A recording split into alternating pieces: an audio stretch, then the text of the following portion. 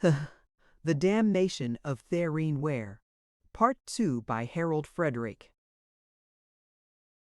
Chapter 24.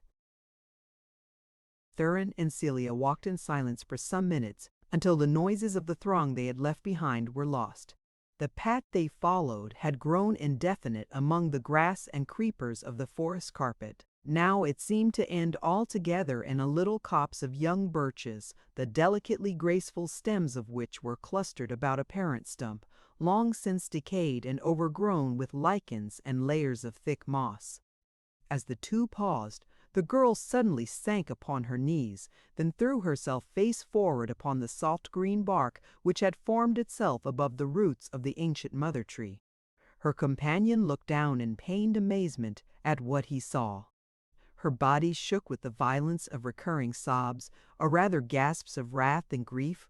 Her hands, with stiffened claw-like fingers, dug into the moss and tangle of tiny vines and tore them by the roots. The half-stifled sounds of weeping that arose from where her face groveled in the leaves were terrible to his ears. He knew not what to say or do, but gazed in resourceless suspense at the strange figure she made. It seemed a cruelly long time that she lay there, almost at his feet, struggling fiercely with the fury that was in her. All at once the paroxysms passed away. The sounds of wild weeping ceased. Celia sat up, and with her handkerchief wiped the tears and leafy fragments from her face. She rearranged her hat, and the braids of her hair, with swift instinctive touches, brushed the woodland debris from her front and sprang to her feet. "I'm all right now," she said briskly. There was palpable effort in her light tone, and in the stormy sort of smile which she forced upon her blotched and perturbed countenance. But they were only too welcome to Theron's anxious mood. "Thank God," he blurted out, all radiant with relief. "I feared you were going to have a fit or something." Celia laughed, a little artificially at first, then with a genuine surrender to the comic side of his visible fright. The mirth came back into the brown depths of her eyes again, and her face cleared itself of tear stains and the marks of agitation.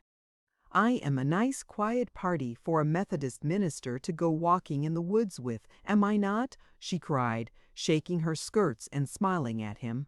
"I am not a Methodist minister, please," answered Theron, "at least not today, and here with you. I am just a man, nothing more, a man who has escaped from lifelong imprisonment and feels for the first time what it is to be free." "Ah, my friend," Celia said, shaking her head slowly, "I'm afraid you deceive yourself. You are not by any means free. You are only looking out of the window of your prison, as you call it. The doors are locked, just the same. I will smash them," he declared with confidence. "Or for that matter, I have. Smashed them, battered them to pieces. You don't realize what progress I have made, what changes there have been in me since that night. You remember that wonderful night? I am quite another being, I assure you. And really it dates from way beyond that. Why, from the very first evening when I came to you in the church. The window in Father Forbes's room was open, and I stood by it listening to the music next door, and I could just faintly see on the dark window across the alley way a stained glass picture of a woman. I suppose it was the Virgin Mary. She had hair like yours, and your face, too. And that is why I went into the church and found you. Yes, that is why." Celia regarded him with gravity. "You will get yourself into great trouble, my friend," she said. "That's where you're wrong," put in Theron. "Not that I'd mind any trouble in this wide world, so long as you called me my friend. But I'm not going to get into any at all. I know a trick worth two of that. I've learned to be a showman. I can preach now far better than I used to, and I can get through my work in half the time, and keep on the right side of my people, and get along with perfect smoothness. I was too green before. I took the thing seriously, and I let every mean-fisted curmudgeon and crazy fanatic worry me and keep me on pins and needles. I don't do that any more. I've taken a new measure of life. I see now what life is really worth, and I'm going to have my share of it. Why should I deliberately deny myself all possible happiness for the rest of my days, simply because I made a fool of myself when I was in my teens? Other men are not eternally punished like that for what they did as boys, and I won't submit to it either. I will be as free to enjoy myself as Father Forbes." Celia smiled softly and shook her head again. "Poor man, to call him free," she said. "Why, he is bound hand and foot. You don't in the least realize how he is hedged about, the work he has to do, the thousand suspicious eyes that watch his every movement, eager to bring the bishop down upon him. And then think of his sacrifice, the great sacrifice of all, to never know what love means, to forswear his manhood, to live a forlorn, celibate life. You have no idea how sadly that appeals to a woman." "Let us sit down here for a little," said Theron. "We seem at the end of the path." She seated herself on the root-based mound, and he reclined at her side, with an arm carelessly extended behind her on the moss. "I can see what you mean," he went on, after a pause. "But to me, do you know, there is an enormous fascination in celibacy. You forget that I know the reverse of the medal. I know how the mind can be cramped, the nerves harassed, the ambition spoiled and rotted, the whole existence darkened and belittled by the other thing. I have never talked to you before about my marriage." "I don't think we better talk about it now," observed Celia. "There must be many more amusing topics." He missed the spirit of her remark. "You are right," he said slowly. "It is too sad a thing to talk about, but there, it is my load and I bear it, and there's nothing more to be said." Theron drew a heavy sigh and let his fingers toy abstractedly with a ribbon on the outer edge of Celia's penumbra of apparel. "No," she said, "we mustn't snivel and we mustn't sulk. When I get into a rage it makes me ill, and I storm my way through it and tear things, but it doesn't last long, and I come out of it feeling all the better. I don't know that I've ever seen your wife. I suppose she hasn't got red hair?" "I think it's a kind of light brown," answered Theron, with an effect of exerting his memory. "It seems that you only take notice of hair in stained glass windows," was Celia's comment. "Oh, hate!" he murmured reproachfully, as if, but I won't say what I was going to. "That's not fair," she said. The little touch of whimsical mockery which she gave to the serious declaration was delicious to him. "You have me at such a disadvantage. Here am I rattling out whatever comes into my head, exposing all my lightest emotions, and laying bare my very heart in candor. And you meditate, you turn things over cautiously in your mind, like a second Machiavelli. I grow afraid of you. You are so subtle and mysterious in your reserves." Theron gave a tug at the ribbon to show the joy he had in her delicate chaff. "No, it is you who are secretive," he said. "You never told me about the piano." The word was out. A minute before it had seemed incredible to him that he should ever have the courage to utter it, but here it was. He laid firm hold upon the ribbon, which it appeared hung from her waist, and drew himself a trifle nearer to her. "I could never have consented to take it, I'm afraid," he went on in a low voice, "if I had known. And even as it is, I fear it won't be possible." "What are you afraid of?" asked Celia. "Why shouldn't you take it? People in your profession never do get anything unless it's given to them, do they?" "I've always understood it was like that. I've often read of donation parties, that's what they're called, isn't it? Where everybody is supposed to bring some gift to the minister." "Very well then, I've simply had a donation party of my own, that's all.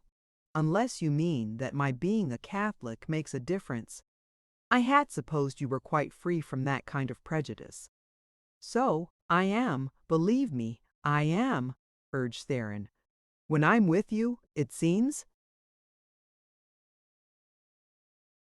impossible to realize that there are people so narrow and contracted in their natures as to take account of such things. It is another atmosphere that I breathe near you. How could you imagine that such a thought about our difference of creed would enter my head? In fact," he concluded with a nervous half laugh, There isn't any such difference. Whatever your religion is, it's mine too. You remember you adopted me as a Greek. Did I? She rejoined. Well, if that's the case, it leaves you without a leg to stand on. I challenge you to find any instance where a Greek made any difficulties about accepting a piano from a friend. But seriously, while we were talking about it, you introduced the subject. I didn't. I might as well explain to you that I had no such intention when I picked the instrument out. It was later, when I was talking to Thurston's people about the price, that the whim seized me. Now it is the one fixed rule of my life to obey my whims. Whatever occurs to me as a possibly pleasant thing to do, straight like a hash, I go and do it. It is the only way that a person with means, with plenty of money, can preserve any freshness of character. If they stop to think what it would be prudent to do, they get crusted over immediately. That is the curse of rich people. They teach themselves to distrust and restrain every impulse toward unusual actions. They get to feel that it is more necessary for them to be cautious and conventional than it is for others. I would rather work at a washtub than occupy that attitude toward my bank account.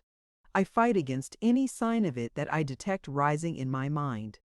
The instant a wish occurs to me, I rush to gratify it. That is my theory of life. That accounts for the piano, and I don't see that you've anything to say about it at all. It seemed very convincing, this theory of life. Somehow, the thought of Miss Madden's riches had never before assumed prominence in Theron's mind. Of course, her father was very wealthy, but it had not occurred to him that the daughter's emancipation might run to the length of a personal fortune. He knew so little of rich people and their ways. He lifted his head and looked up at Celia with an awakened humility and awe in his glance. The glamour of a separate banking account shone upon her, where the soft woodland light played in among the strands of her disordered hair. He saw the veritable gleam of gold.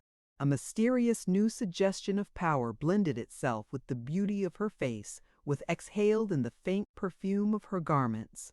He maintained a timorous hold upon the ribbon, wondering at his hardihood in touching it, or being near her at all. What surprises me, he heard himself saying, is that you are contented to stay in Octavius.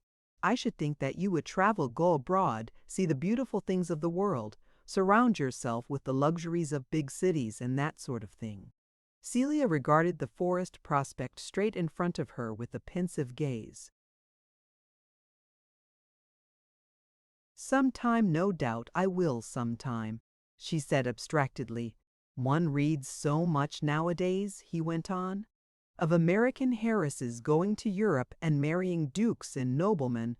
I suppose you will do that too. Princes would fight one another for you. The least touch of a smile softened for an instant the impassivity of her countenance. Then she stared harder than ever at the vague, leafy distance. That is the old-fashioned idea, she said in a musing tone, that women must belong to somebody, as if they were curios or statues or race-horses. You don't understand, my friend, that I have a different view. I am myself, and I belong to myself exactly as much as any man. The notion that any other human being could conceivably obtain the slightest property rights in me is as preposterous, as ridiculous, as what shall I say? As the notion of your being taken out with a chain on your neck and sold by auction as a slave down on the canal bridge. I should be ashamed to be alive for another day if any other thought were possible to me. That is not the generally accepted view, I should think, faltered Theron. No more is it the accepted view that young married Methodist ministers should sit out alone in the woods with red-headed Irish girls. No, my friend, let us find what the generally accepted views are, and as fast as we find them set our heels on them. There is no other way to live like real human beings. What on earth is it to me that other women crawl about on all fours and fawn like dogs on any hand that will buckle a collar onto them and toss them the leavings of the table? I am not related to them. I have nothing to do with them. I have nothing to do with them. They cannot make any rules for me. If pride and dignity and independence are dead in them, Why, so much the worse for them. It is no affair of mine. Certainly it is no reason why I should get down and grovel also. No, I at least stand erect on my legs." Mr. Ware sat up and stared confusedly, with round eyes and parted lips, at his companion.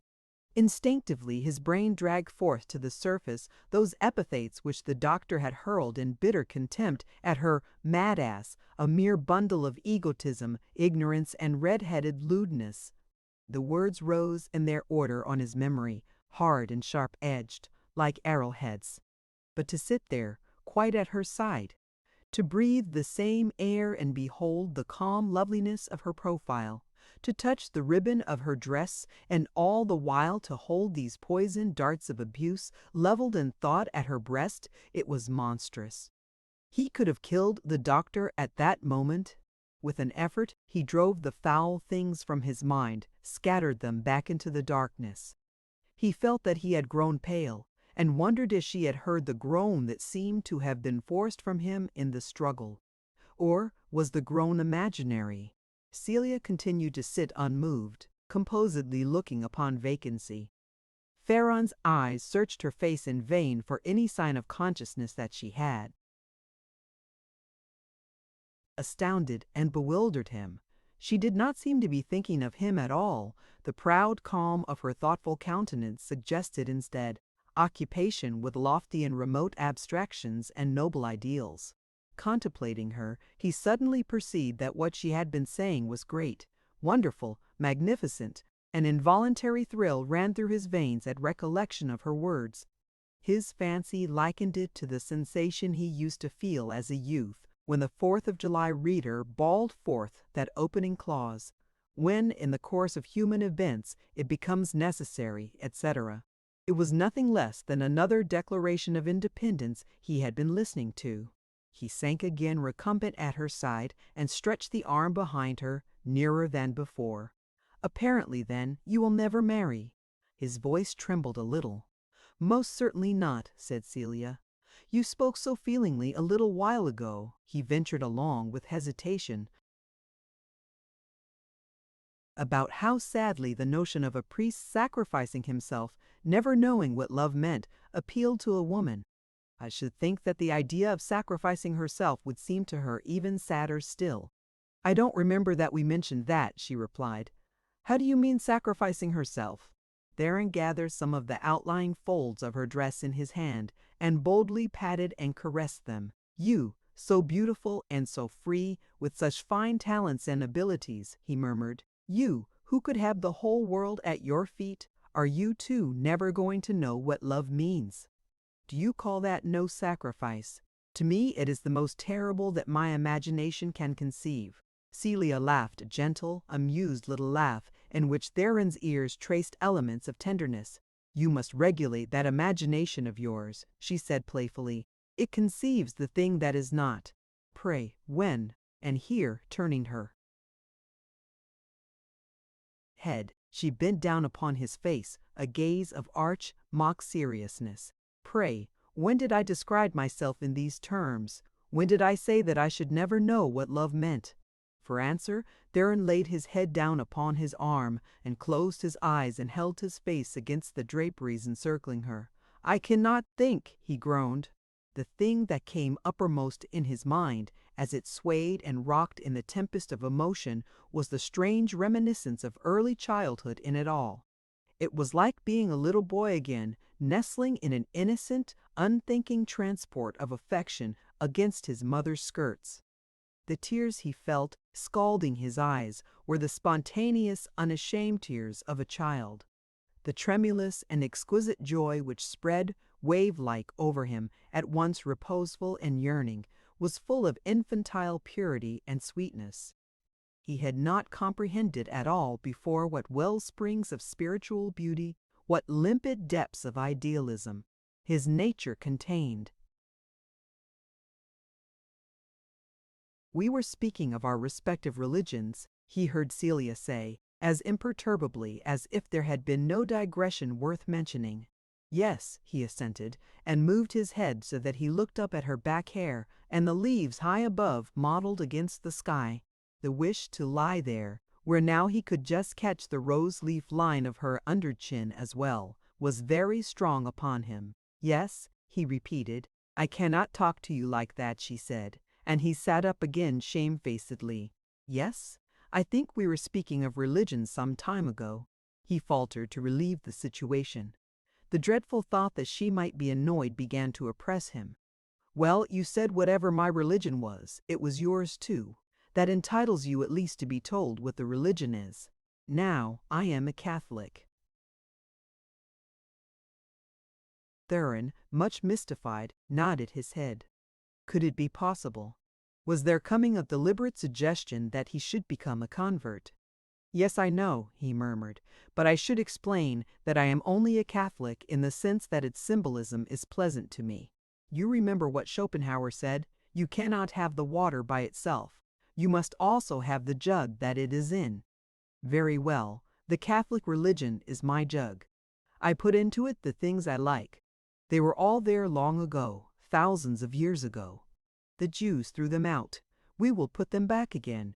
We will restore art and poetry and the love of beauty and the gentle, spiritual, soulful life.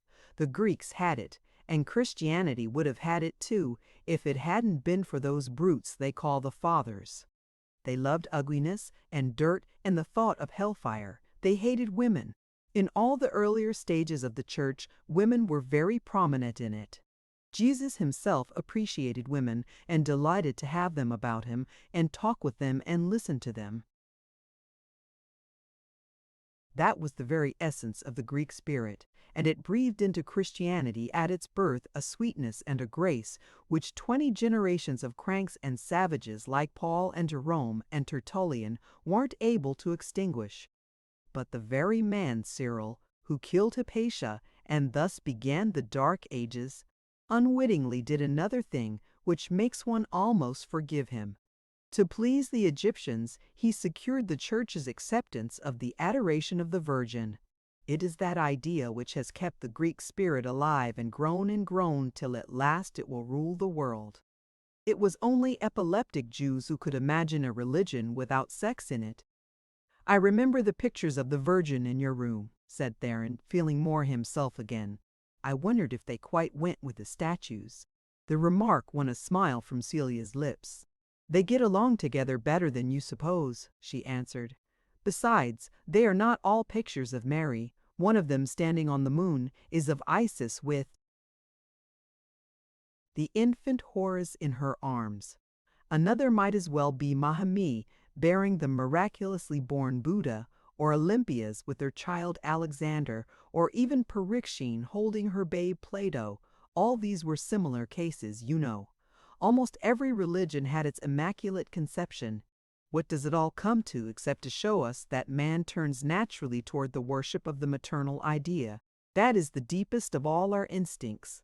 Love of woman, who is at once daughter and wife and mother. It is that makes the world go round. Brave thoughts shaped themselves in Theron's mind and shone forth in a confident yet wistful smile on his face. "It is a pity you cannot change estates with me for 1 minute," he said in steady, low tone. "Then you would realize the tremendous truth of what you have been saying. It is only your intellect that has reached out and grasped the idea. If you were in my place, you would discover that your heart was bursting with it as well." Celia turned and looked at him. "I myself," he went on, "would not have known, half an hour ago, what you meant by the worship of the maternal idea. I am much older than you. I am a strong, mature man. But when I lay down there and shut my eyes, because the charm and marvel of this whole experience had for the moment overcome me, the strangest sensation seized upon me. It was absolutely as if I were a boy again, a good, pure-minded, fond little child, and you were the mother that I idolized." Celia had not taken her eyes from his face. "I find myself liking you better at this moment," she said with gravity, "than I have ever liked you before." Then, as by a sudden impulse, she sprang to her feet. "Come!" she cried. voice and manner all vivacity once more. "We have been here long enough." Upon the instant, as Theron was more laboriously getting up, it became apparent to them both that perhaps they had been there too long. A boy with a gun under his arm and 2 gray squirrels tied by the tails slung across his shoulder stood at the entrance to the glade, some dozen paces away, regarding them with undisguised interest. Upon the discovery that he was in turn observed, he resumed his interrupted progress through the woods, whistling softly as he went, and vanished among the trees. "Heavens above!" groaned Theron, shudderingly. "Know him?" he went on, in answer to the glance of inquiry on his companion's face. "I should think I did. He spades my wife's garden for her. He used to bring our milk. He works in the law office of one of my trustees, the one who isn't friendly to me, but is very friendly indeed with Mrs. Ware. Oh, what shall I do? It may easily mean my ruin." Celia looked at him attentively. The color had gone out of his face, and with it the effect of earnestness and mental elevation which, a minute before, had caught her fancy. "Somehow, I fear that I do not like you quite so much just now, my friend," she remarked. "In God's name, don't say that," urged Theron. He raised his voice in agitated entreaty. "You don't know what these people are, how they would leap at the barest hint of a scandal about me. In my position, I am 1,000 times more defenseless than any woman. Just a single whisper, and I am done for. Let me point out to you, Mr. Ware," said Celia slowly, "that to be seen sitting and talking with me, whatever doubts it may raise as to a gentleman's intellectual condition, need not necessarily blast his social reputation beyond all hope." "Whatever?" Theron stared at her as if he had not grasped her meaning. Then he winced visibly under it, and put out his hands to implore her. Forgive me, he pleaded. "I was beside myself for the moment with the fright of the thing. Oh, say you do forgive me, Celia." He made haste to support this daring use of her name. "I have been so happy today, so deeply, so vastly happy, like the little child I spoke of, and that is so new in my lonely life, that the suddenness of the thing it just for the instant unstrung me. Don't be too hard on me for it. And I had hoped, too, I had had such genuine, heartfelt pleasure in the thought that, an hour or two ago, when you were unhappy, perhaps it had been some sort of consolation to you that I was with you." Celia was looking away.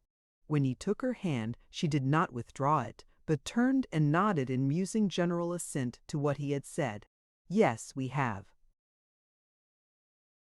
both been unstrung, as you call it, today," she said, decidedly out of pitch. "Let each forgive the other, and say no more about it." She took his arm, and they retraced their steps along the path, again in silence. The labored noise of the orchestra, as it were, returned to meet them. They halted at an intersecting footpath. "I go back to my slavery, my double bondage," said Theron, letting his voice sink to a sigh. "But even if I am put on the rack for it, I shall have had one day of glory." "I think you may kiss me in memory of that one day, or of a few minutes in that day," said Celia. Their lips brushed each other in a swift, almost perfunctory caress. Theron went his way at a hurried pace, the sobered tones of her goodbye beating upon his brain with every measure of the droning waltz music. Part of Chapter 25. The memory of the kiss abode with Theron. Like Aaron's rod, it swallowed up one by one all competing thoughts and recollections, and made his brain its slave. Even as he strode back through the woods to the camp meeting, it was the kiss that kept his feet in motion and guided their automatic course. All along the watches of the restless night, it was the kiss that bore him sweet company, and wandered with him from one broken dream of bliss to another. Next day, it was the kiss that made of life for him a sort of sunlit wonderland. He preached his sermon in the morning, and took his appointed part in the other services of afternoon and evening, apparently to everybody's satisfaction. To him it was all a vision. when the beautiful full moon rose this Sunday evening and glorified the clearing and the forest with its mellow harvest radiance, he could have groaned with the burden of his joy. He went out alone into the light and bared his head to it and stood motionless for a long time. In all his life, he had never been impelled as powerfully toward earnest and soulful thanksgiving. The impulse to kneel there in the pure, tender moonlight and lift up offerings of praise to God kept uppermost in his mind. Some formless resignation restrained him from the act itself, but the spirit of it hallowed his mood. He gazed up at the broad, luminous face of the satellite. "You are our God," he murmured. "Hers and mine. You are the most beautiful of heavenly creatures, as she is of the angels on earth. I am speechless with reverence for you both." It was not until the camp meeting broke up, 4 days later, and Theron with the rest returned to town, that the material aspects of what had happened, and might be expected to happen, forced themselves upon his mind. The kiss was a child of the forest. So long as Theron remained in the camp, the image of the kiss, which was enshrined in his heart and ministered to by all his thoughts, continued enveloped in a haze of sylvan mystery, like a dryad. Suggestions of its beauty and holiness came to him in the odors of the woodland, at the sight of wild flowers and water lilies. When he walked alone in unfamiliar parts of the forest, he carried about with him the half-conscious idea of somewhere coming upon a strange, hidden pool which mortal eye had not seen before, a deep, sequestered mere of spring-fed waters, walled in by rich, tangled growths of verdure, and bearing upon its virgin bosom only the shadows of the primeval wilderness and the light of the eternal skies. His fancy dwelt upon some such nook as the enchanted home of the fairy that possessed his soul. The place, though he never found it, became real to him. As he pictured it, there rose sometimes from among the lily pads, stirring the translucent depths and fluttering over the water's surface drops like gems, the wonderful form of a woman, with pale leaves wreathed in her luxuriant red hair, and the skin which gave forth light. With the homecoming to Octavius, his dreams began to take more account of realities. In a day or two, he was wide awake and thinking hard. The kiss was as much as ever the ceaseless companion of his hours, but it no longer insisted upon shrouding itself in vines and woodland creepers, or outlining itself in phosphorescent vagueness against mystic backgrounds of nymph-haunted glades. It advanced out into the noonday and assumed tangible dimensions and substance. He saw that it was related to the facts of his daily life and had, in turn, altered his own relations to all these facts. What ought he to do? What could he do? Apparently, nothing but wait. He waited for a week, then for another week. The conclusion that the initiative had been left to him began to take shape in his mind. From this it seemed but a step to the passionate resolve to act at once. Turning the situation over and over in his anxious thoughts, 2 things stood out in special prominence. One was that Celia loved him. The other was that the boy in Gorinta's law office, and possibly Goringe, and heaven only knew how many others besides, had reasons for suspecting this to be true. And what about Celia? Side by side with the moving rapture of thinking about her as a woman, there rose the substantial satisfaction of contemplating her as Miss Madden. She had kissed him, and she was very rich. The things gradually linked themselves before his eyes. He tried 1,000 varying guesses at what she proposed to do, and each time reined up his imagination by the reminder that she was confessedly a creature of whims, who proposed to do nothing but was capable of all things. And as to the boy, if he had blabbed what he saw, it was incredible that somebody should not take the subject up and impart a scandalous twist to it, and send it rolling like a snowball to gather up exaggeration and foul innuendo till it was big enough to overwhelm him. What would happen to him if a formal charge were preferred against him? He looked it up in the discipline. Of course, if his accusers magnified their mean suspicions and calumnious imaginings to the point of formulating a charge, it would be one of immorality. They could prove nothing. There was nothing to prove. At the worst, it was an indiscretion which would involve his being admonished by his presiding elder, or if these narrow bigots confused slanders with proofs and showed that they intended to convict him, then it would be open to him to withdraw from the ministry in advance of his condemnation. His relation to the church would be the same as if he had been expelled, but to the outer world it would be different. And supposing he did withdraw from the ministry, yes, this was the important point. What if he did abandon this mistaken profession of his? On its mental side, the relief would be prodigious, unthinkable. But on the practical side, the bread and butter side? For some days, Theron paused with a shudder when he reached this question. The thought of the plunge into unknown material responsibilities gave him a sinking heart. He tried to imagine himself lecturing, canvassing for books or insurance policies, writing for newspapers, and remained frightened. But suddenly, one day it occurred to him that these qualms and forebodings were sheer folly. Was not Celia rich? Would she not, with lightning swiftness, draw forth that checkbook, like the flashing sword of a champion from its scabbard, and run to his relief? Why, of course, it was absurd not to have thought of that before. He recalled her momentary anger with him, that afternoon in the woods, when he had cried out that discovery would mean ruin to him. He saw clearly enough now that she had been grieved at his want of faith in her protection. In his flurry of fright, he had lost sight of the fact that, if exposure and trouble came to him, she would naturally feel that she had been the cause of his martyrdom. It was plain enough now.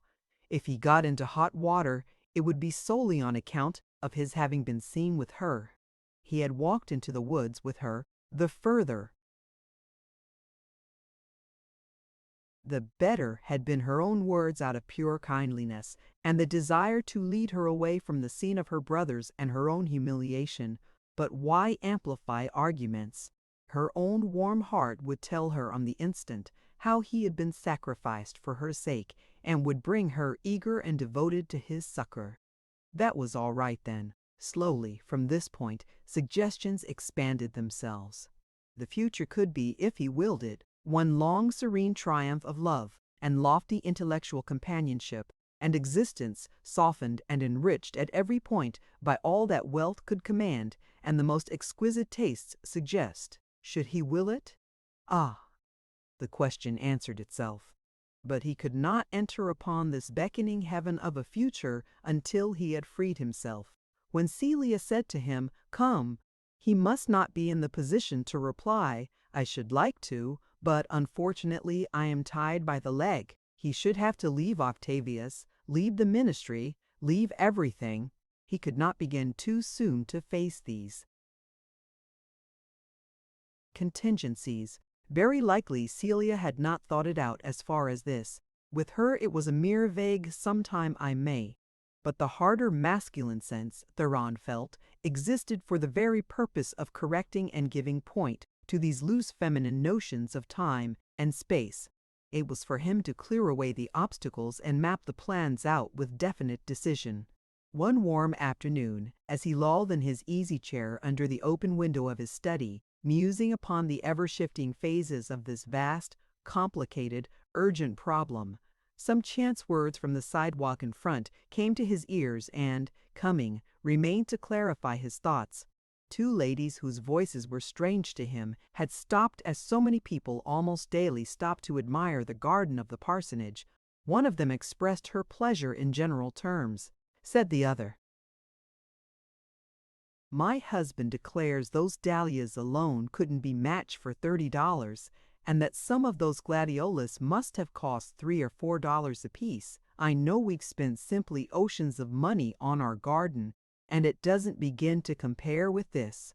"It seems like a sinful waste to me," said her companion. "No, oh," the other hesitated. "No, I don't think quite that if you can afford it just as well as not. But it does seem to me that I'd rather live in a little better house and not spend it all on flowers. Just look at that cactus." The voices died away.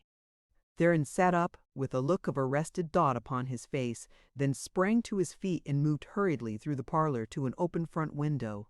Peering out with caution, he saw that the two women receding from view were fashionably dressed and evidently came from homes of means. He stared after them in a blank way until they turned a corner. He went into the hall then, put on his frock coat and hat, and stepped out into the garden. He was conscious of having rather avoided it heretofore, not altogether without reasons of his own, lying unexamined somewhere in the recesses of his mind. Now he walked slowly about, and examined the flowers with great attentiveness. The season was advancing, and he saw that many plants had gone out of bloom. But what a magnificent plenitude of blossoms still remained! $30 worth of dahlias, that was what the stranger had said. Theron hardly brought himself to credit the statement, but all the same it was apparent to even his uninformed eye that these huge imbricated flowering masses, with their extraordinary half-colors, must be unusual. He remembered that the boy in Geringe's office had spoken of just one lot of plants costing $31.60, and there had been 2 other lots as well. The figures remained surprisingly distinct in his memory. It was no good deceiving himself any longer. Of course these were the plants that Geringe had spent his money upon, here all about him. As he surveyed them with a sour regard, a cool breeze stirred across the garden. The tall, overladen flower spikes of gladioli bent and nodded at him. The hollyhocks and flaming alvias, the clustered blossoms on the standard roses, the delicately painted lilies on their stilt-like stems, fluttered in the wind and seemed all bowing satirically to him.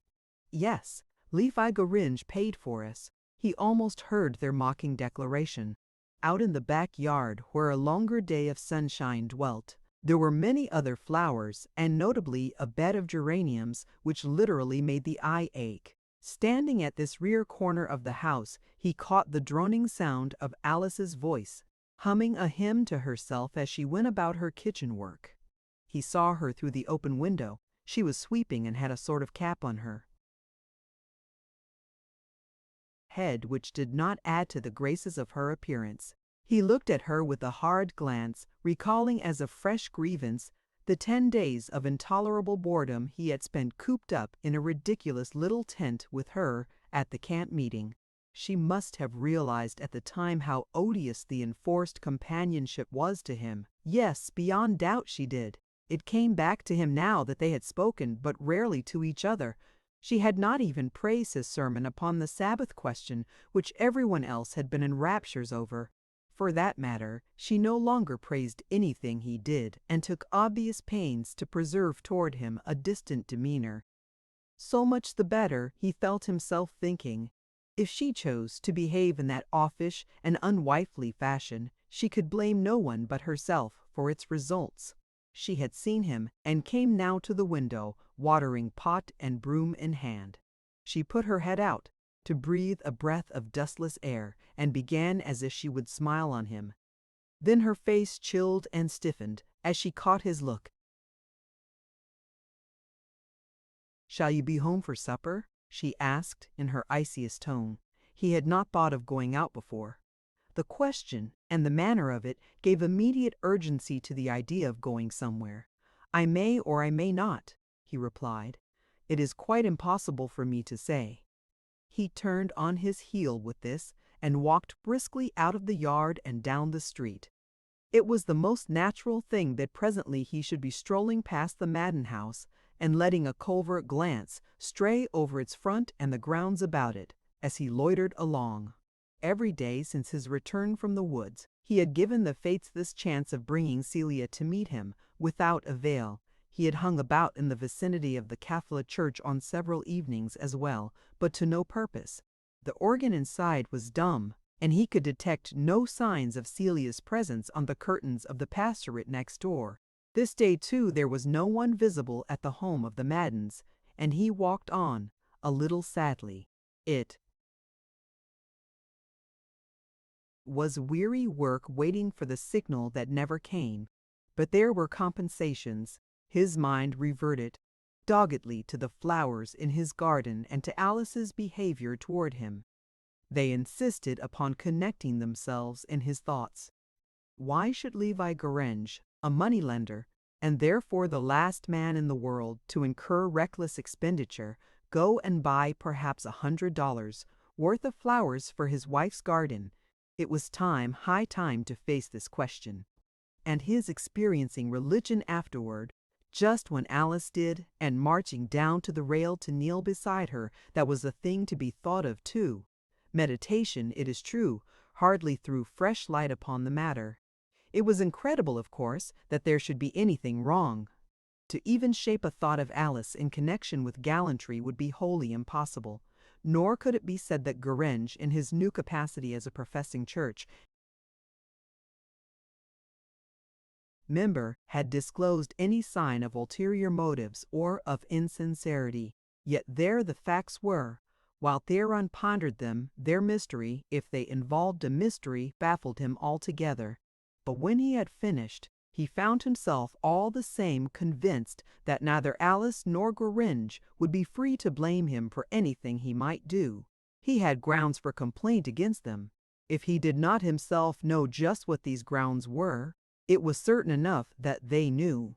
Very well, then, let them take the responsibility for what happened. It was indeed awkward that at the moment, as Theron chanced to emerge temporarily from his brown study, his eyes fell full upon the spare, well-knit form of Levi Grange himself, standing only a few feet away in the staircase entrance to his law office. His lean face, browned by the summer's exposure, had a more Arabian aspect than ever. His hands were in his pockets, and he held an unlighted cigar between his teeth. He looked the Reverend Mr. Ware over calmly, and nodded recognition. Theron had halted instinctively. On the instant he would have given a great deal not to have stopped at all. It was stupid of him to have paused, but it would not do now to go on without words of some sort. He moved over to the doorway and made a half-hearted pretense of looking at the photographs in one of the showcases at its side. As Mr. Grange did not take his hands from his pockets, there was no occasion for any formal greeting. "I had no idea that they took such good pictures in Octavius," Theron remarked after a minute's silence, still bending in examination of the photographs. "They ought to. They charge New York prices," observed the lawyer sententiously. Theron found in the words confirmation of his feeling that Grange was not naturally a lavish or extravagant man. Rather was he a careful and calculating man who spent money only for a purpose. Though the minister continued gazing at the stiff presentments of local beauties in swains, his eyes seemed to see salmon-hued hollyhocks and spotted lilies instead. Suddenly a resolve came to him. He stood erect and faced his trustee. Speaking of the price of things, he said, with an effort of arrogance in his measured tone, "I have never had an opportunity before of mentioning the subject of the flowers you have so kindly furnished for my garden." "Why mention it now?" queried Grange, with nonchalance. He turned his cigar about with a movement of his lips and worked it into the corner of his mouth. He did not find it necessary to look at Theron at all. "Because," began Mr. Ware, and then hesitated, "because, well, it raises a question of my being under obligation, which I—" "Oh, no, sir," said the lawyer. "Put that out of your mind. You are no more under obligation to me than I am to you. Oh, no, make yourself easy about that. Neither of us owes the other anything." "Not even good will I take that to be your meaning," retorted Theron, with some heat. "The words are yours, sir," responded Grange, coolly. "I do not object to them." "As you like," put in the other. "If it be so, why, then all the more reason why I should, under the circumstances—" "Under what circumstances, interposed the lawyer. "Let us be clear about this thing as we go along. To what circumstances do you refer?" He had turned his eyes now and looked Theron in the face. A slight protrusion of his lower jaw had given the cigar an upward tilt under the black mustache. The circumstances are that you have brought or sent to my garden a great many very expensive flower plants and bushes and so on. And you object? I had not supposed that clergymen in general, and you in particular, were so sensitive. Have donation parties, then, gone out of date? I understand your sneer well enough, retorted Theron, but that can pass. The main point is that you did me the honor to send these plants or to smuggle them in, but never once deigned to hint to me that you had done so. No one told me. Except by mere accident, I should not have known to this day where they came from. Mr. Gorringe twisted the cigar at another angle, with lines of grim amusement about the corner of his mouth. I should have thought, he said with dry deliberation, that possibly this fact might have raised in your mind the conceivable hypothesis that the plants might not be intended for you at all. That is precisely it, sir, said Theron. There were people passing, and he was forced to keep his voice down. It would have been a relief, he felt, to shout. That is it, they were not intended for me. Well then, what are you talking about? The lawyer's speech had become abrupt, almost to incivility. I think my remarks have been perfectly clear, said the minister with dignity. It was a new experience to be addressed in that fashion. It occurred to him to add, please remember that I am not in the witness box to be bullied or insulted by a professional. Gorringe studied Theron's face attentively with a cold, searching scrutiny. You may thank your stars you're not, he said with significance. What on earth could he mean? The words and the menacing tone greatly impressed Theron. Indeed, upon reflection, he found that they frightened him. The disposition to adopt a high tone with the lawyer was melting away. I do not see, he began, and then deliberately allowed his voice to take on an injured and plaintive inflection. I do not see why you should adopt this tone toward me, Brother Gorringe. The lawyer scowled and bit sharply into the cigar, but said nothing. If I have unconsciously offended you in any way, Theron went on, I beg you to tell me how. I liked you from the beginning of my pastorate here, and the thought that latterly we seemed to be drifting apart has given me much pain. But now it is still more distressing to find you actually disposed to quarrel with me.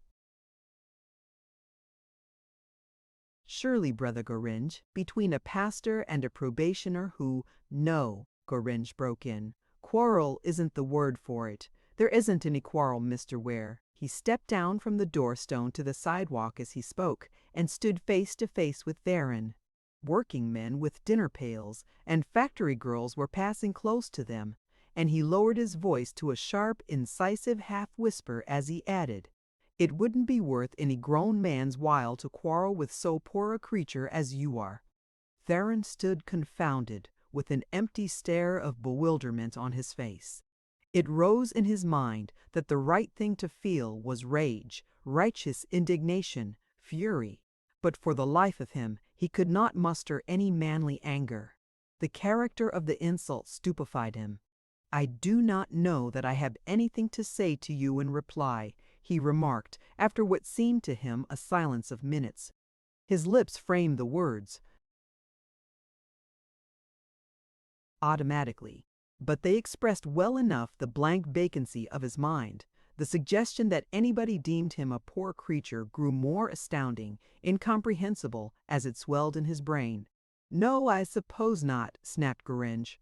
You're not the sort to stand up to men. Your form is to go round the corner and take it out of somebody weaker than yourself. A defenseless woman, for instance. Oh ho, said Theron. The exclamation had uttered itself. The sound of it seemed to clarify his muddled thoughts, and as they ranged themselves in order, he began to understand. Oh ho, he said again, and nodded his head in token of comprehension. The lawyer, chewing his cigar with increased activity, glared at him. What do you mean? He demanded peremptorily. Mean? Said the minister. Oh, nothing that I feel called upon to explain to you.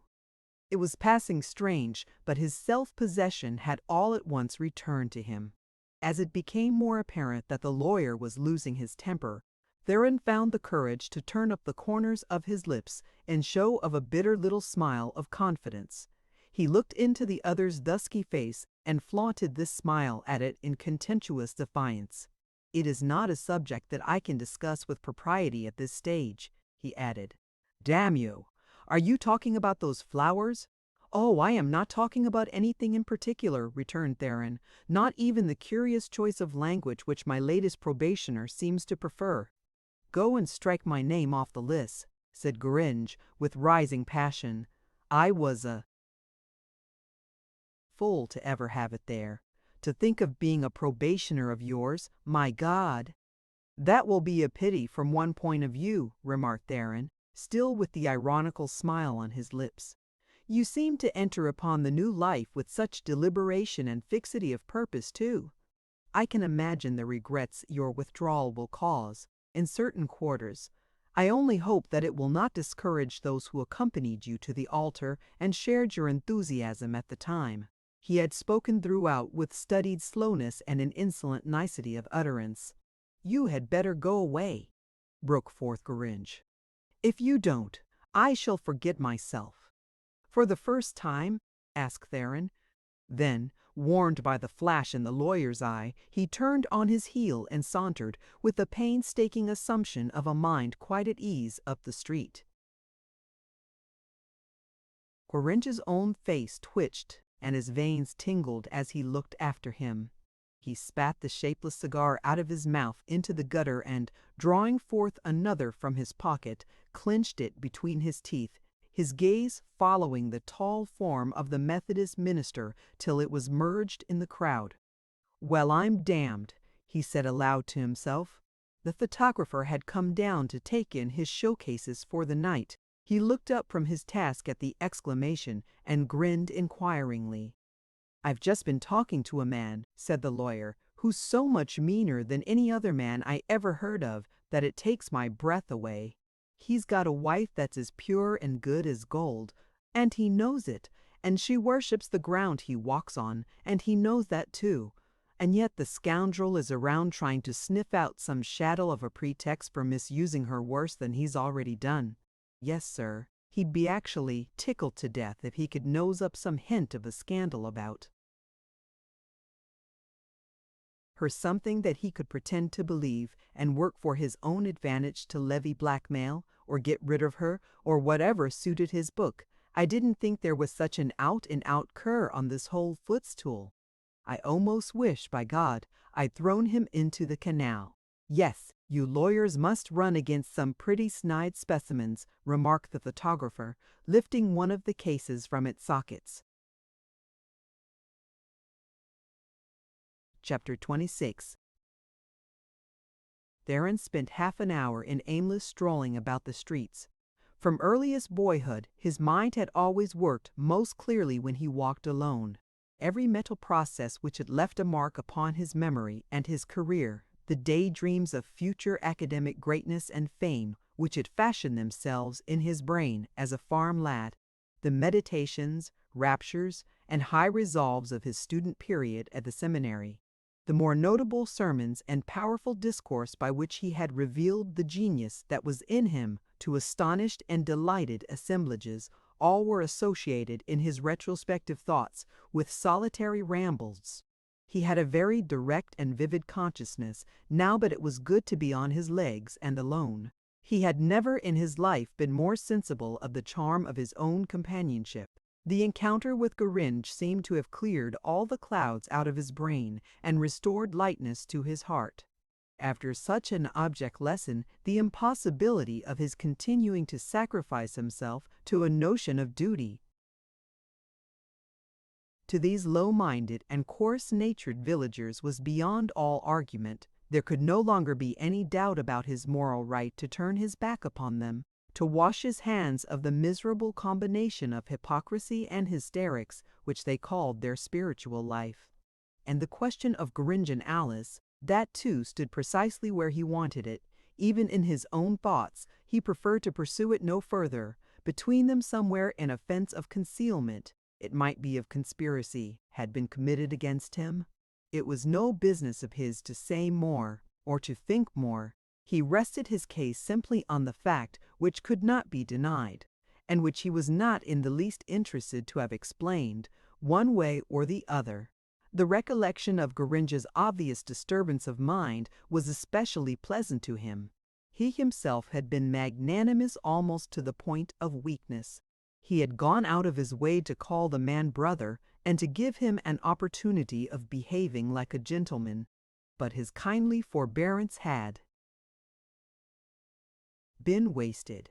Garinja was not the man to understand generous feelings, much less rise to their level. He had merely shown that he would be vicious if he knew how. It was more important and satisfactory to recall that he had also shown a complete comprehension of the injured husband's grievance. The fact that he had recognized it was enough, was in fact everything. In the background of his thoughts, Theron had carried along a notion of going and dining with Father Forbes when the time for the evening meal should arrive. The idea in itself attracted him as a fitting capstone to his resolve not to go home to supper. It gave just the right kind of character to his domestic revolt. But when at last he stood on the doorstep of the pastorate, waiting for an answer to the tinkle of the electric bell he had heard ring inside, his mind contained only the single thought that now he should hear something about Celia. Perhaps he might even find her there, but he put that suggestion aside as slightly unpleasant. The hag-faced housekeeper led him, as before, into the dining room. It was still daylight, and he saw on the glance that the priest was alone at the table, with a book beside him to read from as he ate. Father Forbes rose and came forward, greeting his visitor with profuse urbanity and smiles. If there was a perfunctory note in the invitation to sit down and share the meal, Theron did not catch it. He frankly displayed his pleasure as he laid aside his hat and took the chair opposite his host. "It is really only a few months since I was here, in this room, before," he remarked as the priest closed his book and tossed it to one side, and the housekeeper came in to lay another place. "Yet it might have been years, many long years, so tremendous is the difference that the lapse of time has wrought in me." "I am afraid we have nothing to tempt you very much, Mr. Ware," remarked Father Forbes, with a gesture of his plump, white hand which embraced the dishes in the center of the table. "May I send you a bit of this boiled mutton? I have very homely tastes when I am by myself." "I was saying," Theron observed, after some moments had passed in silence, "that I date such a tremendous revolution in my thoughts, my beliefs, my whole mind and character, from my first meeting with you, my first coming here. I don't know how to describe to you the enormous change that has come over me, and I owe it all to you. I can only hope, then, that it is entirely of a satisfactory nature," said the priest, politely smiling. "Oh, it is so splendidly satisfactory," said Theron, with fervor. "I look back at myself now with wonder and pity. It seems incredible that, such a little while ago, I should have been such an ignorant and unimaginative clod of earth, content with such petty ambitions and actually proud of my limitations." "And you have larger ambitions now?" asked the other. "Pray let me help you to some potatoes. I am afraid that ambitions only get in our way and trip us up. We clergymen are like streetcar horses. The more steadily we jog along between the rails, the better it is for us." "Oh, I don't intend to remain in the ministry," declared Theron. The statement seemed to him a little bald, now that he had made it. And as his companion lifted his brows in surprise, he added stumblingly, "That is, as I feel now, it seems to me impossible that I should remain much longer. With you, of course, it is different. You have 1,000 things to interest and pleasantly occupy you in your work and its ceremonies, so that mere belief or non-belief in the dogma hardly matters. But in our church dogma is everything. If you take that away, or cease to have its support, the rest is intolerable, hideous." Father Forbes cut another slice of mutton for himself. "It is a pretty serious business to make such a change at your time of life. I take it for granted you will think it all over very carefully before you commit yourself." He said this with an almost indifferent air, which rather chilled his listener's enthusiasm. "Oh, yes," Theron made answer. "I shall do nothing rash, but I have a good many plans for the future." Father Forbes did not ask what these were, and a brief further period of silence fell upon the table. "I hope everything went off smoothly at the picnic," Theron ventured at last. "I have not seen any of you since then." The priest shook his head and sighed. "No," he said, "it is a bad business. I have had a great deal of unhappiness out of it this past fortnight. That young man who was rude to you, of course it was mere drunken, irresponsible nonsense on his part, has got himself into a serious scrape, I'm afraid. It is being kept quite within the family, and we hope to manage so that it will remain there, but it has terribly upset his father and his sister. But that, after all, is not so hard to bear as the other affliction that has come upon the Maddens. You remember Michael, the other brother? He seems to have taken cold that evening, or perhaps overexerted himself. He has been seized with quick consumption. He will hardly last till snow flies." "Oh, I am grieved to hear that." Theron spoke with tremulous earnestness. It seemed to him as if Michael were in some way related to him. "It is very hard upon them all," the priest went on. "Michael is as sweet and holy a character as it is possible for anyone to think of. He is the apple of his father's eye. They were inseparable, those two. Do you know the father, Mr. Madden?" Theron shook his head. "I think I have seen him," he said. "A small man with gray whiskers. A peasant," said Father Forbes, "but with a heart of gold. Poor man, he has had little enough out of his riches." "Ah, the West Coast people, what tragedies I have seen among them over here. They have rudimentary lung organizations, like a frog's, to fit the mild, wet, soft air they live in. The sharp air here kills them off like flies in a frost. Whole families go. I should think there are a dozen of old Jeremiah's children in the cemetery. If Michael could have passed his 28th year, there would have been hope for him, at least till his 35th. These pulmonary things seem to go by sevens, you know." "I didn't know," said Theron. "It is very strange and very sad." His startled mind was busy all at once with conjectures as to Celia's age. "The sister Miss Matten seems extremely strong," he remarked tentatively. "Celia may escape the general doom," said the priest. His guest noted that he clenched his shapely white hand on the table as he spoke, and that his gentle, carefully modulated voice had a gritty hardness in its tone. "Tat would be too dreadful to think of," he added. Theron shuddered in silence, and strove to shut his mind against the thought. "She has taken Michael's illness so deeply to heart," the priest proceeded, "and devoted herself to him so untiringly, that I get a little nervous about her. I have been urging her to go away and get a change of air and scene, if only for a few days. She does not sleep well, and that is always a bad thing. I think I remember her telling me once that sometimes she had sleepless spells," said Theron. "She said that then she banged on her piano at all hours, or dragged the cushions about from room to room like a wild woman. A very interesting young lady, don't you find her so?" Father Forbes let a wan smile play on his lips. "What, Arcelia?" he said. "Interesting. Why, Mr. Ware, there is no one like her in the world. She is as unique as, what shall I say, as the Irish are among races. Her father and mother were both born in mud cabins, and she might be the daughter of 100 kings, except that they seem mostly rather underwitted than otherwise. She always impresses me as a sort of atavistic idealization of the old Celt at his finest and best. There in Ireland you got a strange mixture of elementary early peoples, walled off from the outer world by the 4 seas, and free to work out their own racial amalgam on their own lines. They brought with them at the outset a great inheritance of Eastern mysticism. Others lost it, but the Irish, all alone on their island, kept it alive and brooded on it and rooted their whole spiritual side in it. Their religion is full of it, their blood is full of it, Arcelia is full of it, than anybody else. The Ireland of 2,000 years ago is incarnated in her. They are the merriest people and the saddest, the most turbulent and the most docile, the most talented and the most unproductive, the most practical and the most visionary, the most devout and the most pagan. These impossible contradictions war ceaselessly in their blood.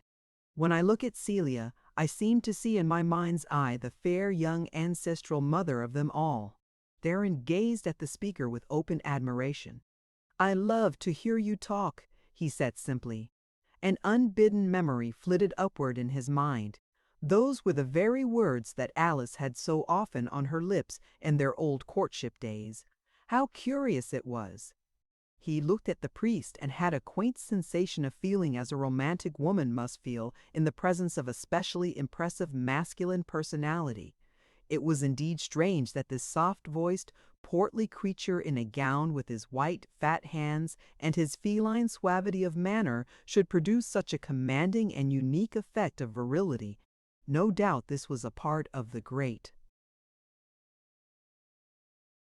sex mystery which historically surrounded the figure of the celibate priest as with an atmosphere. Women had always been prostrating themselves before it. Theron, watching his companion's full, pallid face in the lamplight, tried to fancy himself in the priest's place looking down upon these worshipping female forms. He wondered what the celibate's attitude really was. The enigma fascinated him. Father Forbes, after his rhetorical outburst, had been eating. He pushed aside his cheese plate. "I grow enthusiastic on the subject of my race sometimes," he remarked with the suggestion of an apology, "but I make up for it other times, most of the time, by scolding them. If it were not such a noble thing to be an Irishman, it would be ridiculous." "Ah," said Theron, deprecatingly, "who would not be enthusiastic in talking of Miss Madden? What you said about her was perfect. As you spoke, I was thinking how proud and thankful we ought to be for the privilege of knowing her. We, who do know her well, although of course your friendship with her is vastly more intimate than mine could ever hope to be." The priest offered no comment, and Theron went on. "I hardly know how to describe the remarkable impression she makes upon me. I can't imagine to myself any other young woman so brilliant or broad in her views, or so courageous. Of course, her being so rich makes it easier for her to do just what she wants to do, but her bravery is astonishing all the same. We had a long and very sympathetic talk in the woods that day of the picnic after we left you. I don't know whether she spoke to you about it." Father Forbes made a movement of the head and eyes which seemed to negative the suggestion.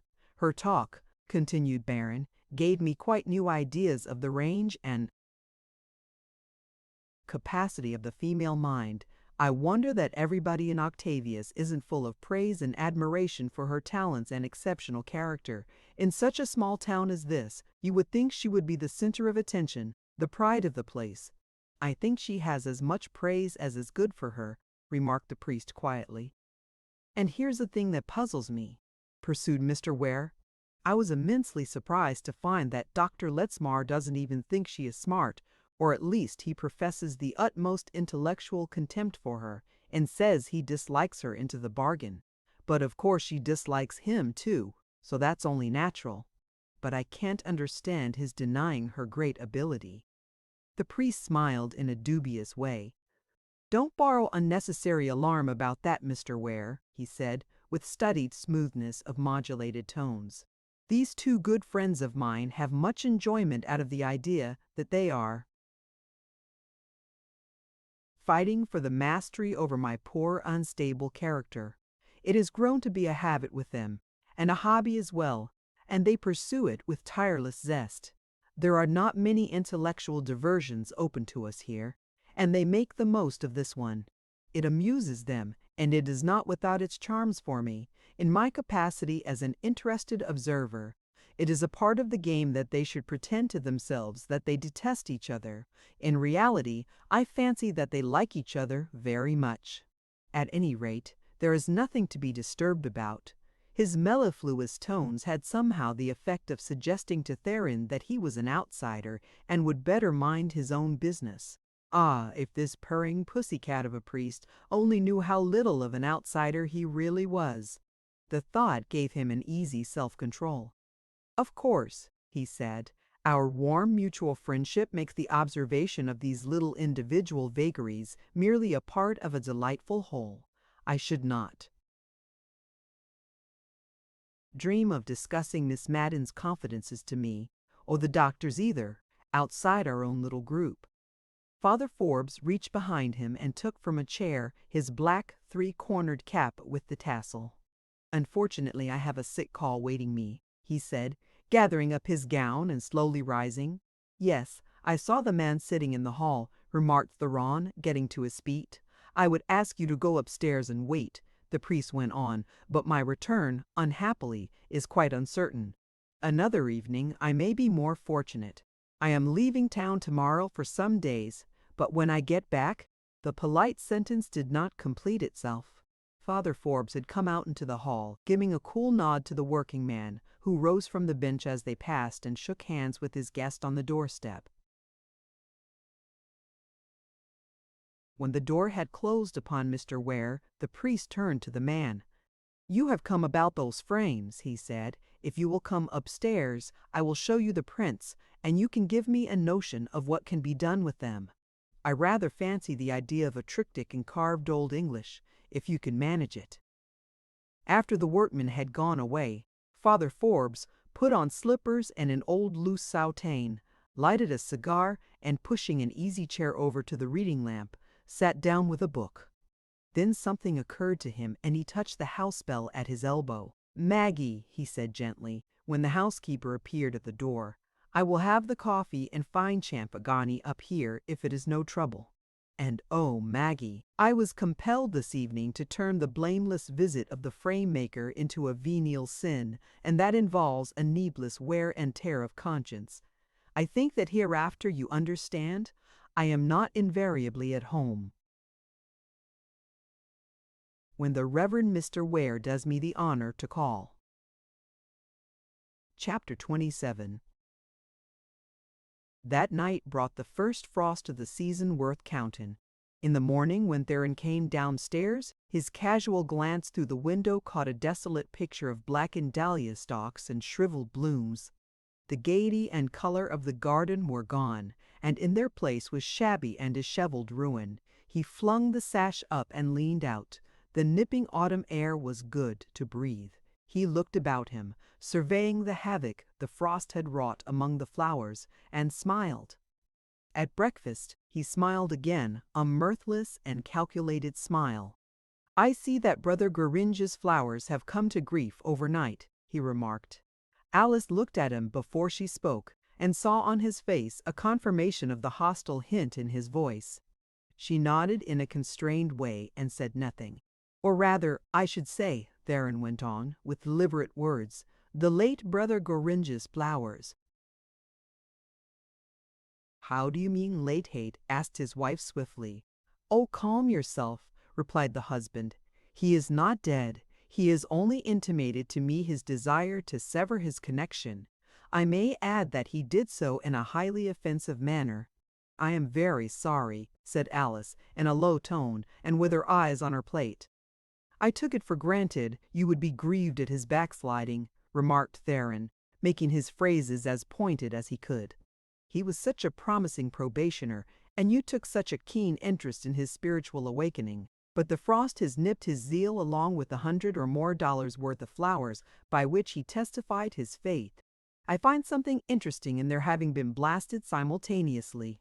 Alice dropped all pretense of interest in her breakfast. With a flushed face and lips tightly compressed, she made a movement as if to rise from her chair. Then, changing her mind, she sat bolt upright and faced her husband. "I think we had better have this out right now," she said, in a voice which Theron hardly recognized. "You have been hinting round the subject long enough, too long. There are some things nobody is obliged to put up with, and this is one of them. You will oblige me by saying out in so many words what it is you are driving at." The outburst astounded Theron. He laid down his knife and fork and gazed at his wife in frank surprise. She had so accustomed him of late to a demeanor almost abject in its depressed docility that he had quite forgotten the Alice of the old days, when she had spirit and courage enough for two, and a notable tongue of her own. The flash in her eyes and the lines of resolution about her mouth and chin for a moment daunted him.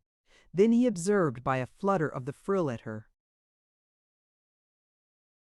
wrist that she was trembling. "I am sure I have nothing to say out in so many words as you put it," he replied, forcing his voice into cool, impassive tones.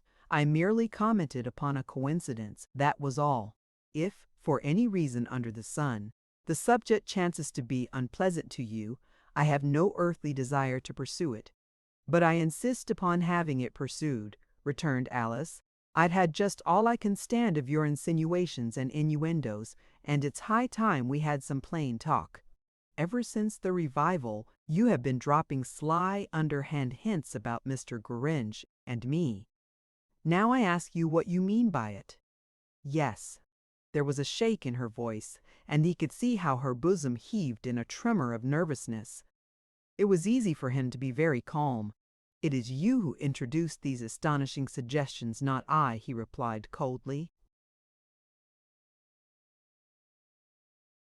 "It is you who couple your name with his somewhat to my surprise, I admit, but let me suggest that we drop the subject. You are excited just now, and you might say things that you would prefer to leave unsaid.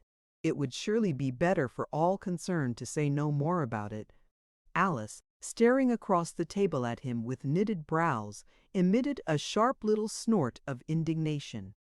"Well, I never, Theron, I wouldn't have thought it of you. There are so many things you wouldn't have thought on such a variety of subjects," he observed, with the show of resuming his breakfast. "But why continue? We are only angering each other."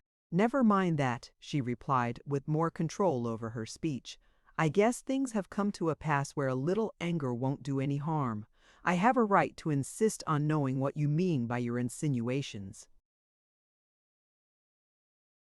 Theron sighed. "Why will you keep harping on the thing?" he asked wearily. "I have displayed no curiosity. I don't ask for any explanations. I think I mentioned that the man had behaved insultingly to me, but that doesn't matter. I don't bring it up as a grievance. I am very well able to take care of myself. I have no wish to recur to the incident in any way. So far as I am concerned, the topic is dismissed." "Listen to me," broke in Alice with eager gravity.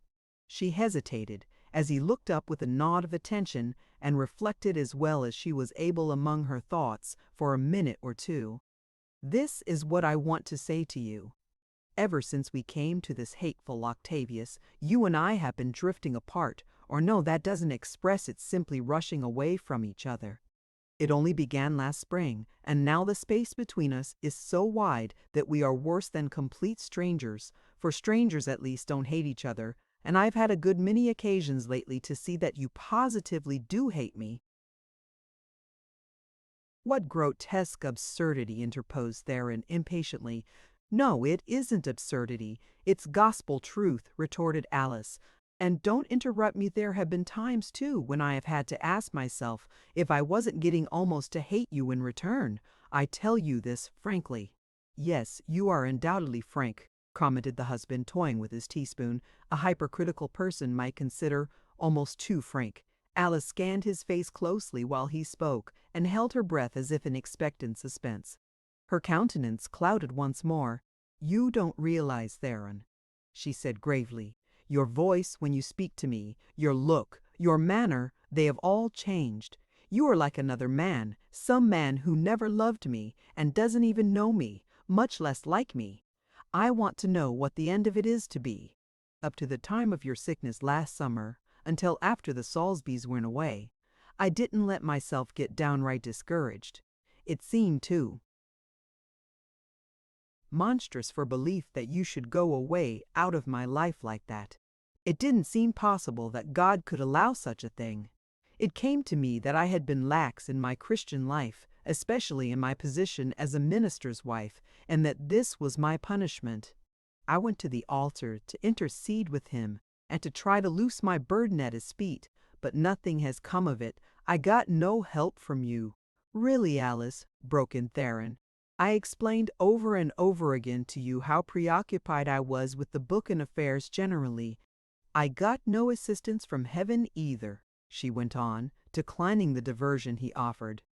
"I don't want to talk impiously, but if there is a God, he has forgotten me, his poor heart-broken handmaiden." "You are talking impiously, Alice," observed her husband, "and you are doing me cruel injustice into the bargain." "I only wish I were," she replied. "I only wish to God I were." "Well then, accept my complete assurance that you are, that your whole conception of me, and of what you are pleased to describe as my change toward you, is an entire and utter mistake. Of course, the married state is no more exempt from the universal law of growth, development, alteration than any other human institution. On its spiritual side, of course, viewed either as a sacrament or as— "Don't let us go into that," interposed Alice abruptly.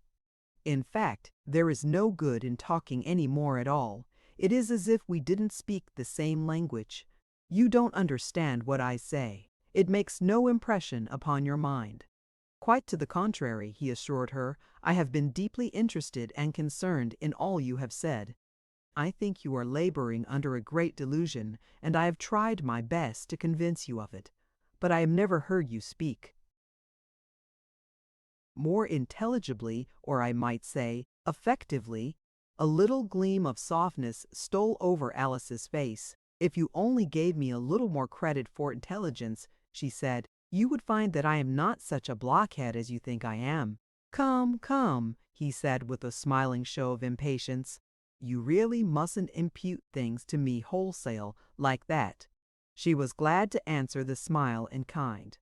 "No, but truly," she pleaded, "you don't realize it, but you have grown into a way of treating me as if I had absolutely no mind at all." "You have a very admirable mind," he responded, and took up his teaspoon again. She reached for his cup and poured out hot coffee for him. An almost cheerful spirit had suddenly descended upon the breakfast table. "And now let me say the thing I have been aching to say for months," she began in less burdened voice. He lifted his brows. "Haven't things been discussed pretty fully already?" he asked. The doubtful, harassed expression clouded upon her face at his words, and she paused. "No," she said resolutely after an instant's reflection. "It is my duty to discuss this too. It is a misunderstanding all round. You remember that I told you Mr. Goringe had given me some plants which he got from some garden or other. If you really wish to go on with the subject, yes, I have a recollection of that particular falsehood of his." "He did it with the kindest and friendliest motives in the world," protested Alice. "He saw how down in the mouth and moping I was here, among these strangers, and I really was getting quite peaked and run down, and he said I stayed indoors too much, and it would do me all sorts of good to work in the garden, and he would send me some plants. The next I knew, here they were, with a book about mixing soils and planting, and so on. When I saw him next and thanked him, I suppose I showed some apprehension about his having laid out money on them, and he, just to ease my mind, invented the story about his getting them for nothing. When I found out the truth, I got it out of that boy, Harvey Semple. He admitted it quite frankly, said he was wrong to deceive me. This was in the fine first fervor of his term of probation, I suppose," put in Theron. He made no effort to dissemble the sneer in his voice. "Well," answered Alice with a touch of acerbity, "I have told you now, and it is off my mind. There never would have been the slightest concealment about it if you hadn't begun by keeping me at arm's length and making it next door to impossible to speak to you at all, and if he hadn't lied." Theron, as he finished her sentence for her, rose from the table. Dallying for a brief moment by his chair, there seemed the magnetic premonition in the air of some further and kindlier word. Then he turned and walked sedately into the next room, and closed the door behind him. The talk was finished, and Alice, left alone, passed the knuckle of her thumb over one swimming eye and then the other, and bit her lips and swallowed down the sob that rose in her throat. Chapter 28.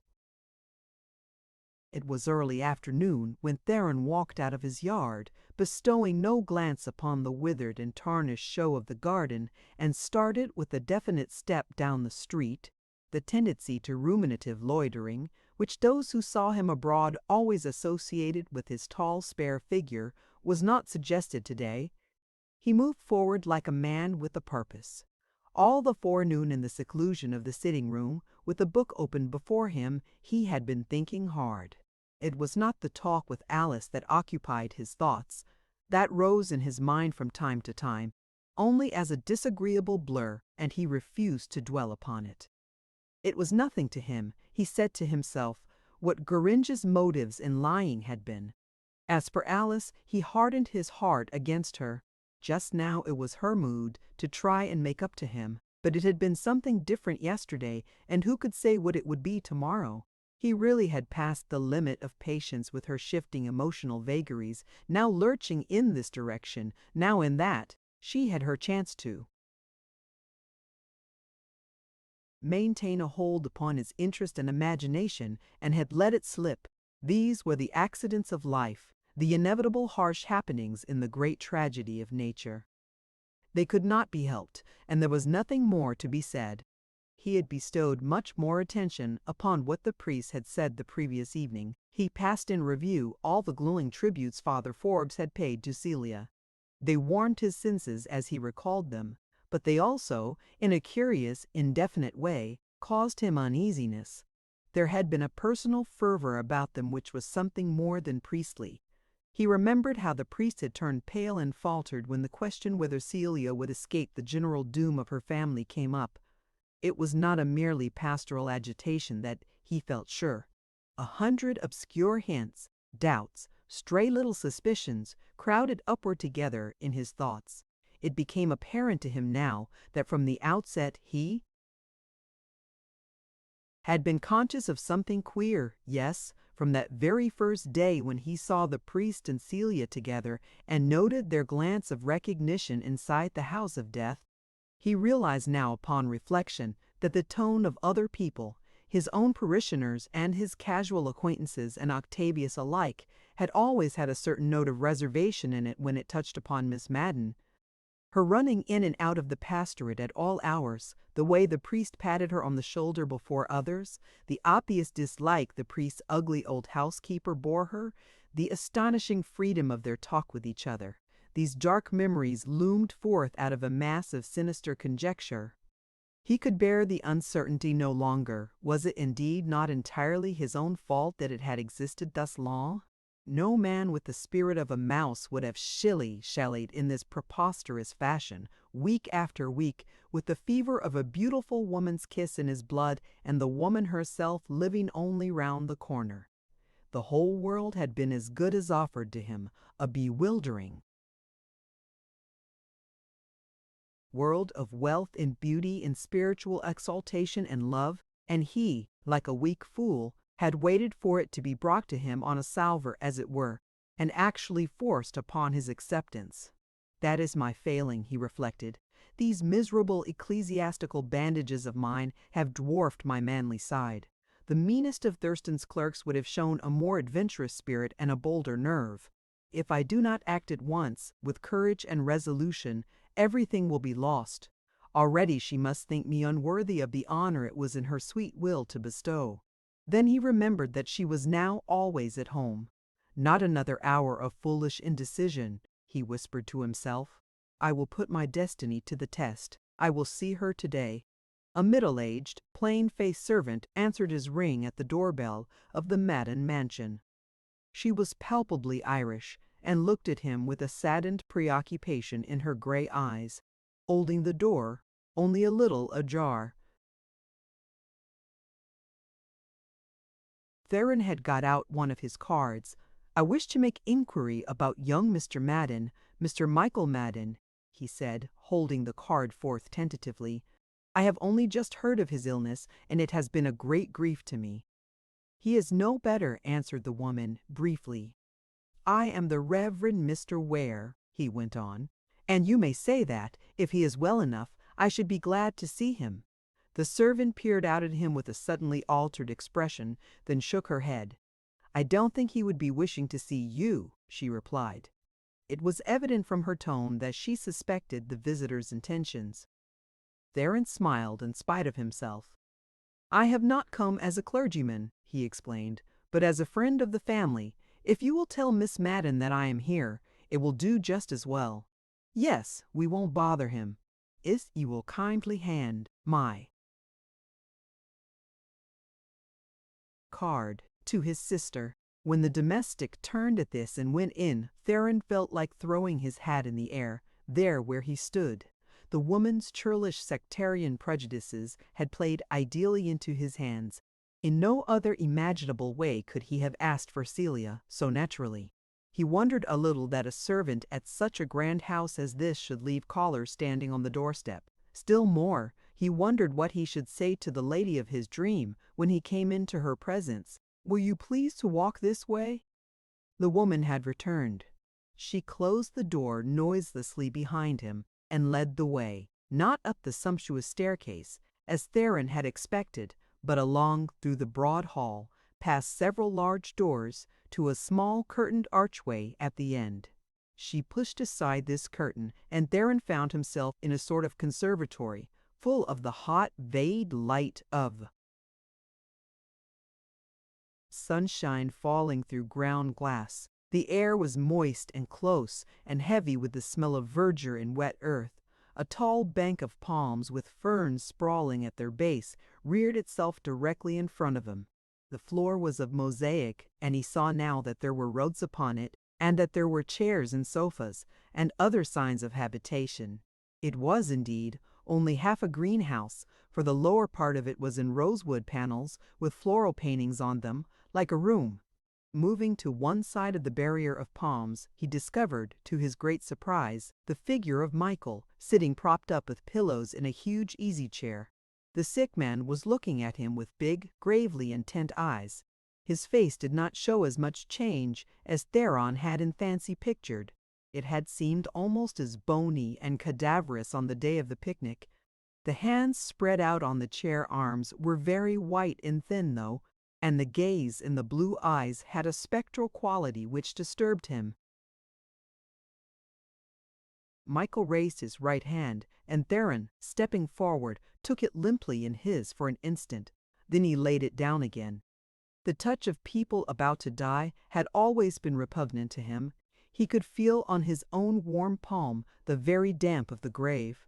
"I only heard from Father Forbes last evening of your ill health," he said, somewhat hesitatingly. He seated himself on a bench beneath the palms, facing the invalid, but still holding his hat.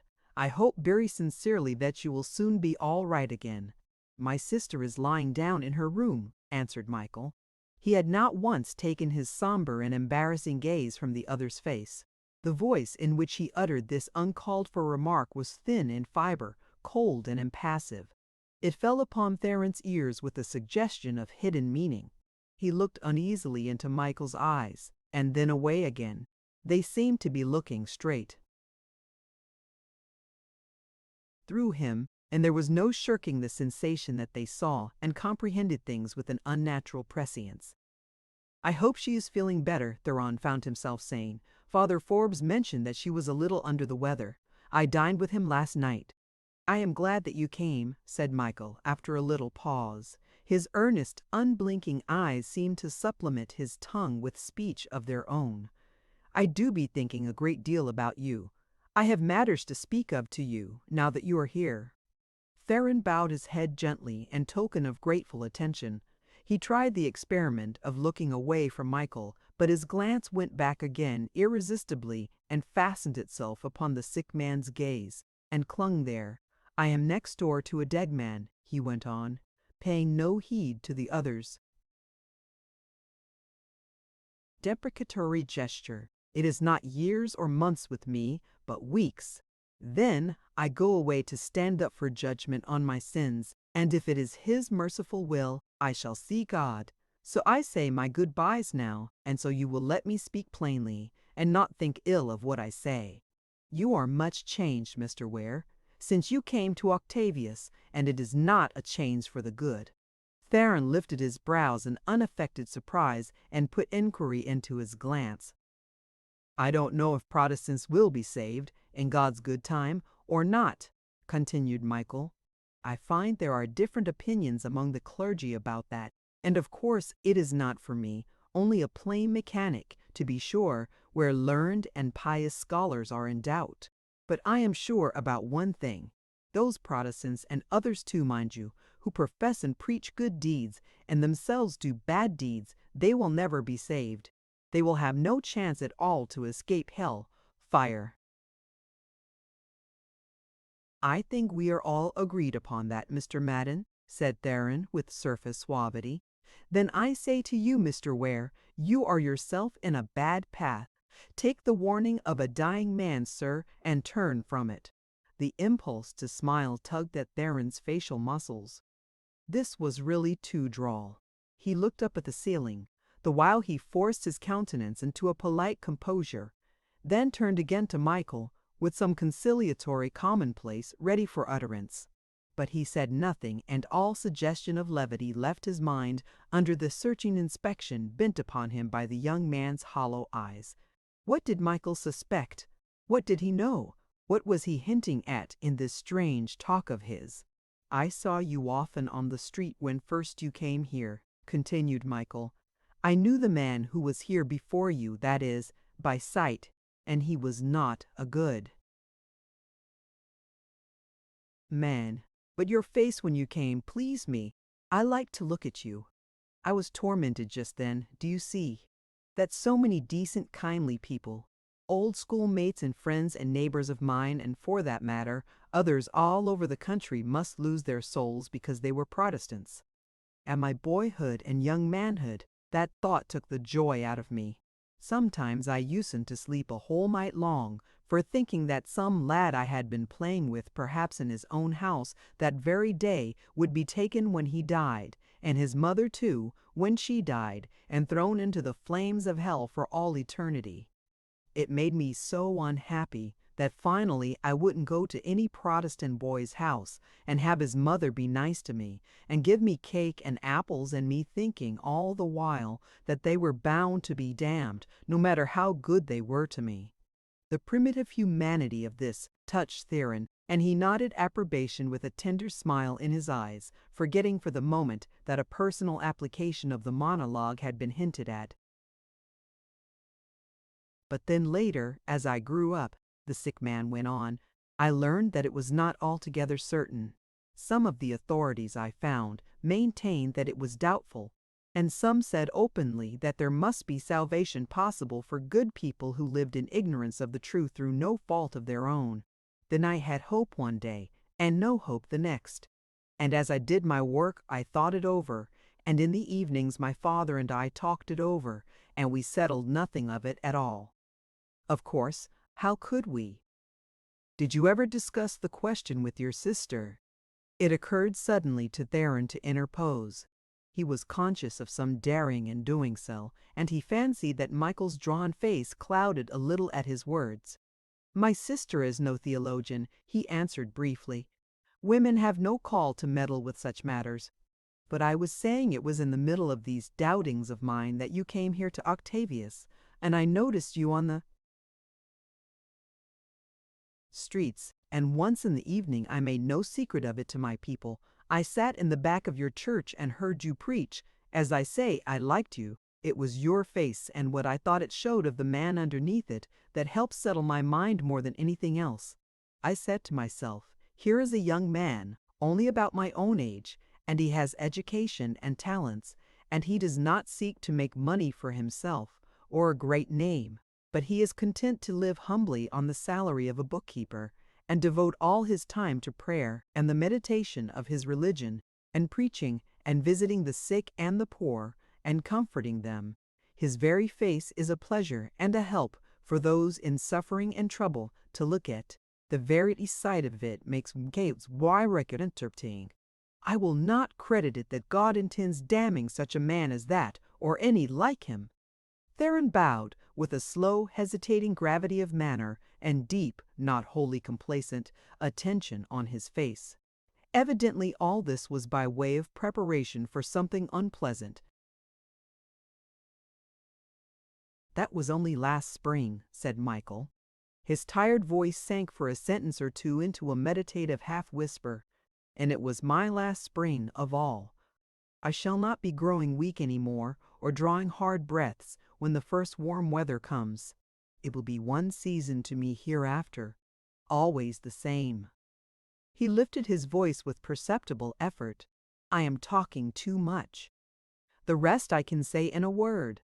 Only half a year has gone by, and you have another face on you entirely. I had noticed the small changes before, one by one. I saw the great change, all of a sudden, the day of the picnic. I see it 100 times more now, as you sit there. If it seemed to me like the face of a saint before, it is more like the face of a barkeeper now." This was quite too much. Theron rose, flushed to the temples, and scowled down at the helpless man in the chair. He swallowed the sharp words which came uppermost, and bit and moistened his lips as he forced himself to remember that this was a dying man, and Celia's brother, to whom she was devoted, and whom he himself felt he wanted to be very fond of. He got the shadow of a smile onto his countenance. "I fear you have tired yourself unduly," he said, in as non-contentious a tone as he could manage. He even contrived a little deprecatory laugh. "I am afraid your real quarrel is with the Arab Octavius. It agrees with me so wonderfully. I am getting as fat as a seal, but I do hope I am not paying for it by such a wholesale deterioration inside. If my own opinion could be of any value, I should assure you that I feel myself an infinitely better and broader and stronger man than I was when I came here." Michael shook his head dogmatically. "That is the greatest pity of all," he said with renewed earnestness. "You are entirely deceived about yourself. You do not at all realize how you have altered your direction or where you are going. It was a great misfortune for you, sir, that you did not keep among your own people. That poor half-brother of mine, though the drink was in him when he said that same to you, never spoke a truer word. Keep among your own people, Mr. Ware. When you go among others, you know what I mean. You have no proper understanding of what their sayings and doings really mean. You do not realize that they are held up by the power of the true church, as a little child learning to walk is held up with a belt by its nurse. They can say and do things and no harm at all come to them, which would mean destruction to you, because they have help, and you are walking alone. And so be said by me, Mr. Ware. Go back to the way you were brought up in, and leave alone the people whose ways are different from yours. You are a married man, and you are the preacher of a religion such as it is. There can be nothing better for you than to go and strive to be a good husband, and to set a good example to the people of your church, who look up to you, and mix yourself up no more with outside people and outside notions that only do you mischief. And that is what I wanted to say to you." Theron took up his hat. "I take in all kindness what you have felt it your duty to say to me, Mr. Madden," he said. "I am not sure that I have altogether followed you, but I am very sure you mean it well." "I mean well by you," replied Michael, wearily moving his head on the pillow, and speaking in an undertone of languor and pain. "And I mean well by others that are nearer to me, and that I have a right to care more about. When a man lies by the side of his open grave, he does not be meaning ill to any human soul." "Yes, thanks, quite so," faltered Theron. He dallied for an instant with the temptation to seek some further explanation, but the sight of Michael's half-closed eyes and worn-out expression decided him against it. It did not seem to be expected, either, that he should shake hands, and with a few perfunctory words of hope for the invalid's recovery, which fell with a jarring note of falsehood upon his own ears, he turned and left the room. As he did so, Michael touched bell on the table beside him. Theron drew a long breath in the hall as the curtain fell behind him. It was an immense relief to escape from the oppressive humidity and heat of the flower room, and from that ridiculous bore of a Michael as well. The middle-aged, grave-faced servant, warned by the bell, stood waiting to conduct him to the door. "I am sorry to have missed Maiden," he said to her. "She must be quite worn out." "Perhaps later in the day. She will not be seeing anybody today," returned the woman. "She is going to New York this evening, and she is taking some rest against the journey."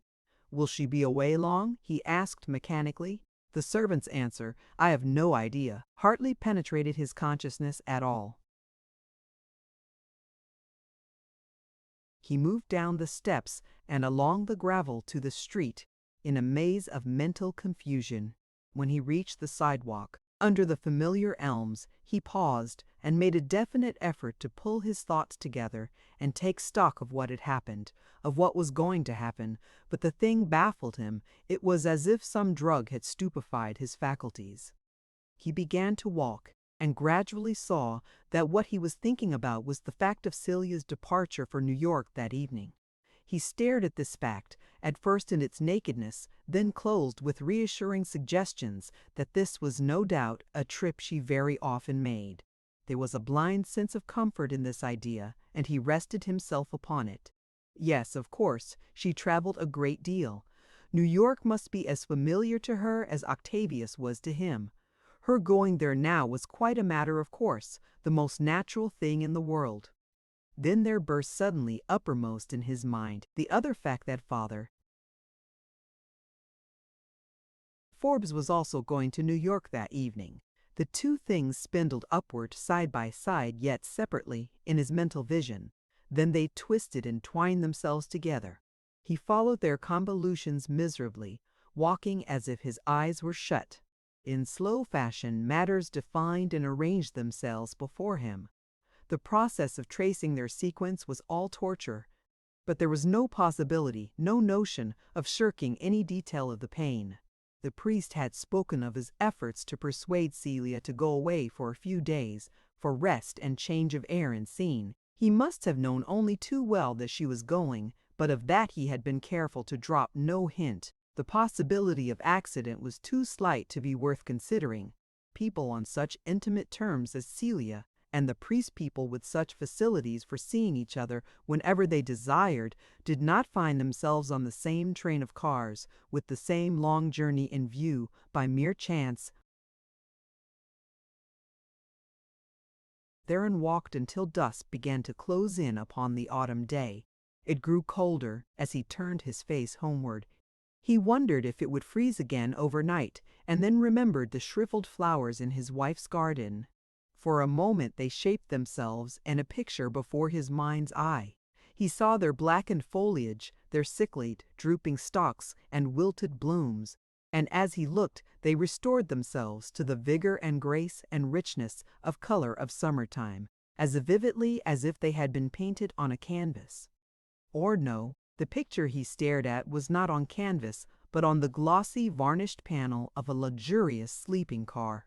He shook his head angrily and blinked his eyes again and again to prevent their seeing, seated together in the open window above this panel, the two people he knew were there, gloved and habited for the night's journey, waiting for the train to start. "Very much to my surprise," he found himself saying to Alice, watching her nervously as she laid the supper table, "I find I must go to Albany tonight. That is, it isn't absolutely necessary, for that matter, but I think it may easily turn out to be greatly to my advantage to go. Something has arisen. I can't speak about it as yet, but the sooner I see the bishop about it the better. Things like that occur in a man's life, where boldly striking out a line of action and following it up without an instant's delay may make all the difference in the world to him. Tomorrow it might be too late, and, besides, I can be home the sooner again." Alice's face showed surprise but no trace of suspicion. She spoke with studied amiability during the meal, and deferred with such unexpected tact to his implied desire not to be questioned as to the mysterious motives of the journey, that his mood instinctively softened and warmed toward her as they finished supper. He smiled a little. "I do hope I shan't have to go on tomorrow to New York. But these bishops of ours are such gadabouts. One never knows where to catch them." "As like as not Sanderson may be down in New York on book concern business or something, and if he is, I shall have to chase him up. But after all, perhaps the trip will do me good, the change of air and scene, you know." "I'm sure I hope so," said Alice honestly enough. "If you do go on to New York, I suppose you'll go by the riverboat. Everybody talks so much of that beautiful sail down the Hudson." "That's an idea," exclaimed Theron, welcoming it with enthusiasm. "It hadn't occurred to me. If I do have to go, and it is as lovely as they make out, the next time I promise I won't go without you, my girl. I have been rather out of sorts lately," he continued. "When I come back, I dare say I shall be feeling better, more like my old self. Then I'm going to try, Alice, to be nicer to you than I have been of late. I'm afraid there was only too much truth in what you said this morning." "Never mind what I said this morning or any other time," broke in Alice softly. "Don't ever remember it again, Theron. If only," he rose as she spoke, moved round the table to where she sat, and bending over her, stopped the faltering sentence with a kiss. When was it, he wondered, that he had last kissed her? It seemed years, ages ago. An hour later, with hat and overcoat on, and his valise in his hand, he stood on the doorstep of the parsonage and kissed her once more before he turned and descended into the darkness. He felt like whistling as his feet sounded firmly on the plank sidewalk beyond the gate. It seemed as if he had never been in such capital good spirits before in his life. Chapter 29.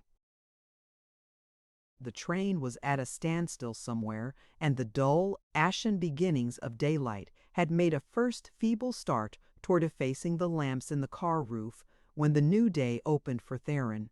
A man who had just come in stopped at the seat upon which he had been stretched through the night and, tapping him brusquely on the knee, said, "I'm afraid I must trouble you, sir." After a moment of sleep-burdened confusion, he sat up, and the man took the other half of the seat and opened a newspaper, still damp from the press. It was morning then. Theron rubbed a clear space upon the clouded window with his thumb and looked out.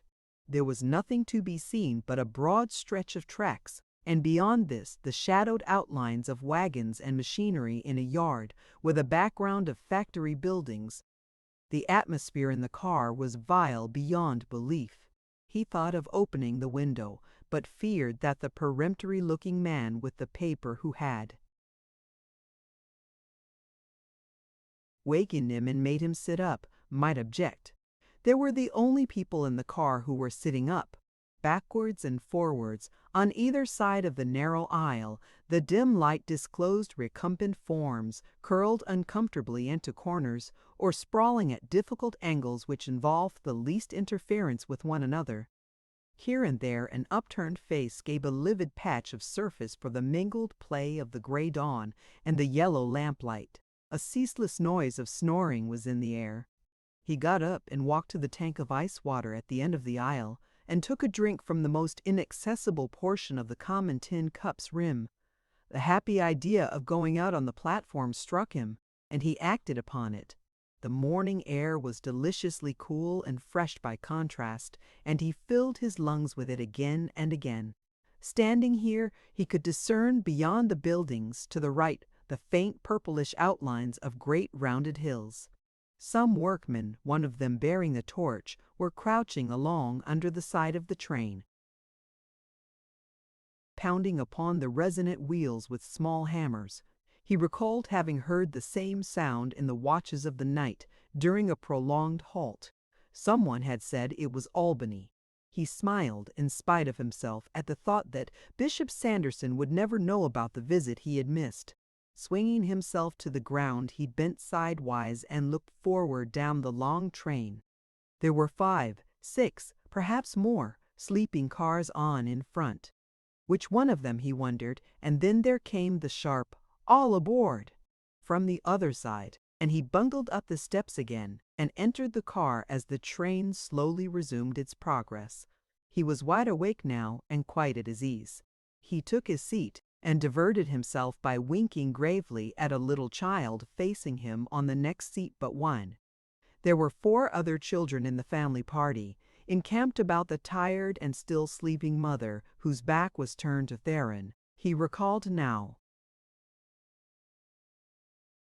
having noticed this poor woman last night in the first stage of his journey, how she fed her brood from one of the numerous baskets piled under their feet, and brought water in a tin dish of her own from the tank to use in washing their faces with a rag, and loosen their clothes to dispose them for the night's sleep. The face of the woman, her manner and slatternly aspect, and the general effect of her belongings, bespoke squalid ignorance and poverty. Watching her, Theron had felt curiously interested in the performance. In one sense, it was scarcely more human than the spectacle of a cat licking her kittens or a cow giving suck to her calf. Yet in another, was there anything more human? The child who had wakened before the rest regarded him with placidity, declining to be amused by his winkings, but exhibiting no other emotion. She had been playing by herself with a couple of buttons tied on a string, and after giving a civil amount of attention to Theron's grimaces, she turned again to the superior attractions of this toy, her self-possession, her capacity for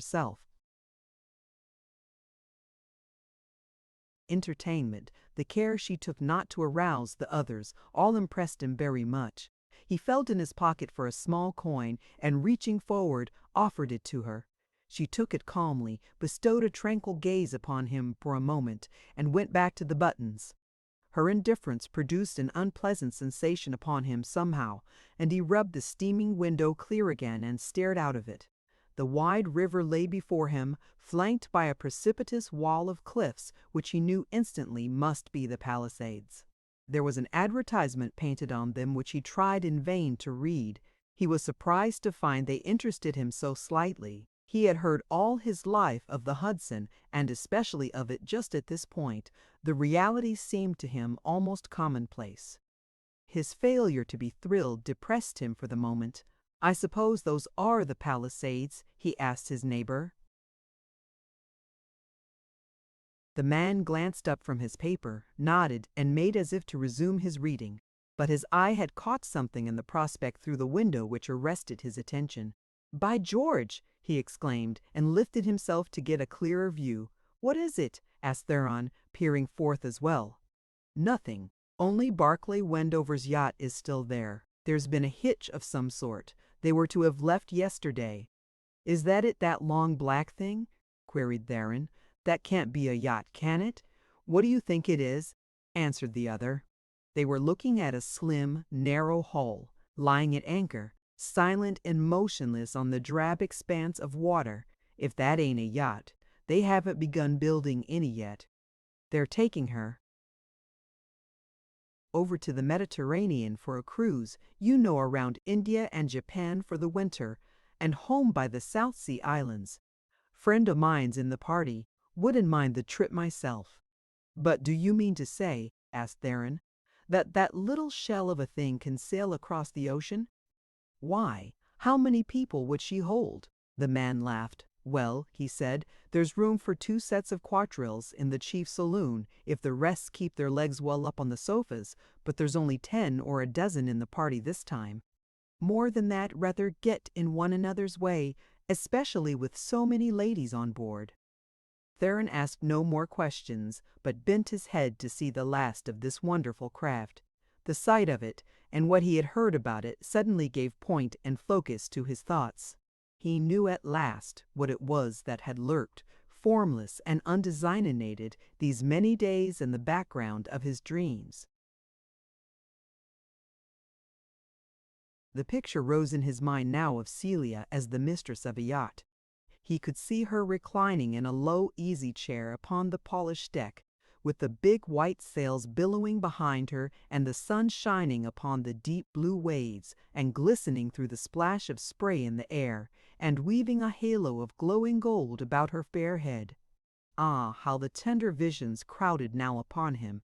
Eternal summer basked round this enchanted yacht of his fancy summer, sought now in Scottish firths or Norwegian fjords, now in quaint old southern harbors, ablaze with the hues of strange costumes and half-tropical flowers and fruits, now in far-away oriental bays and lagoons, or among the coral reefs and palm trees of the luxurious Pacific. He dwelt upon these new imaginings with the fervent longing of an inland-born boy. Every vague yearning he had ever felt towards salt water stirred again in his blood at the thought of the sea with Celia. Why not? She had never visited any foreign land. Sometime, she had said, sometime, no doubt I will. He could hear again the wistful, musing tone of her voice. The thought had fascinations for her, it was clear. How irresistibly would it not appeal to her? Presented with the added charm of a roving, vagrant independence on the high seas, free to speed in her snow-winged chariot wherever she willed over the deep, loitering in this place, or up helm and away to another, with no more care or weight of responsibility than the gulls tossing through the air in her wake. Theron felt, rather than phrased to himself, that there would not be 10 or a dozen in the party on that yacht. Without defining anything in his mind, he breathed in fancy the same bold ocean breeze which filled the sails and toyed with Celia's hair. He looked with her as she sat by the rail and saw the same waves racing past, the same vast dome of cloud and ether that were mirrored in her brown eyes, and there was no one else anywhere near them. Even the men in sailors' clothes who would be pulling at ropes or climbing up tarred ladders kept themselves considerately outside the picture. Only Celia sat there, and at her feet, gazing up again into her face as in the forest, the man whose whole being had been consecrated to her service, her worship, by the kiss. You've passed it now. I was trying to point out the Jamel house to you, where Aaron Burr lived, you know. Theron roused himself from his daydream and nodded with a confused smile at his neighbor. "Thanks," he faltered. "I didn't hear you. The train makes such a noise, and I must have been dozing." He looked about him. The night aspect, as of a tramp's lodging-house, had quite disappeared from the car. Everybody was sitting up, and the more impatient were beginning to collect their bundles and handbags from the racks and floor. An expressman came through, jangling a huge bunch of brass checks on leathern thongs over his arm, and held parley with passengers along the aisle. Outside, citified streets with stores and factories were alternating in the moving panorama with open fields, and, even as he looked, these vacant spaces ceased altogether, and successive regular lines of pavement between two tall rows of houses all alike began to stretch out, wheel to the right, and swing off out of view, for all the world like the avenues of hop poles he remembered as a boy. Then was a long tunnel, its darkness broken at stated intervals by brief bursts of daylight from overhead, and out of this all at once the Tragmorton drew up its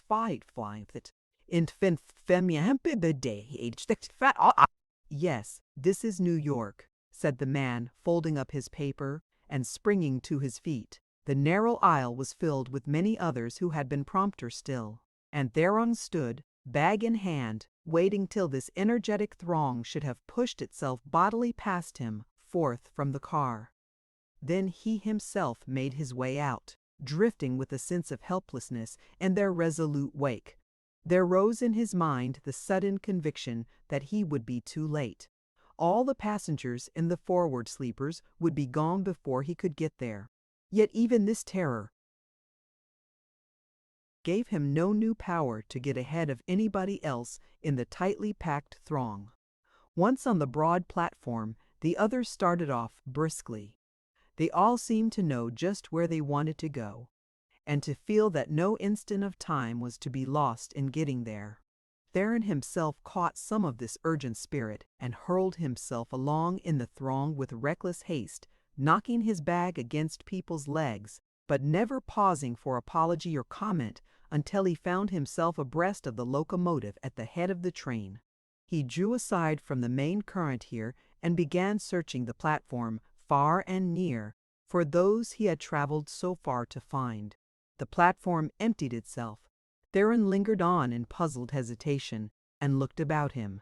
In the whole immense station, with its acres of tracks and footways and its incessantly shifting processions of people, there was visible nobody else who seemed also in doubt or who appeared capable of sympathizing with indecision in any form.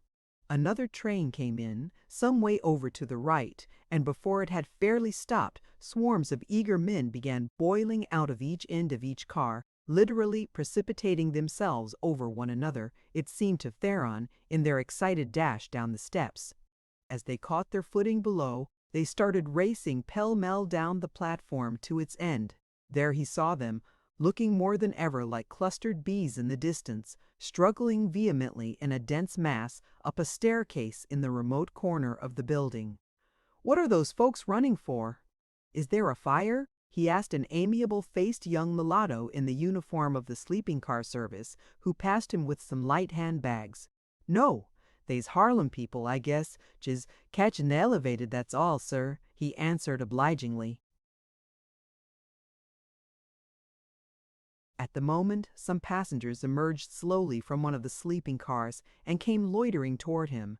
"Why, are there people still in these cars?" he asked eagerly. "Haven't they all gone?" "Some has, some ain't," the porter replied. "They most generally take their time about it. They ain't no hurry, so long's they get out, for we're drawing round to the drill yard." There was still hope, then. Theron took up his bag and walked forward, intent upon finding some place from which he could watch unobserved the belated stragglers issuing from the sleeping cars. He started back all at once, confronted by a semicircle of violent men with whips and badges, who stunned his hearing by a sudden vociferous outburst of shouts and yells. They made furious gestures at him with their whips and fists to enforce the incoherent babel of their voices. And in these gestures, as in their faces and cries, there seemed a great deal of menace and very little invitation. There was a big policeman sauntering nearby, and Theron got the idea that it was his presence alone which protected him from open violence at the hands of these savage hackmen. He tightened his clutch on his valise and, turning his back on them and their uproar, tried to brave it out and stand where he was. But the policeman came lounging slowly toward him with such authority in his swaying gait and such urban omniscience written all over his broad sandy face that he lost heart and beat an abrupt retreat off to the right, where there were a number of doorways near which other people had ventured to put down baggage on the floor.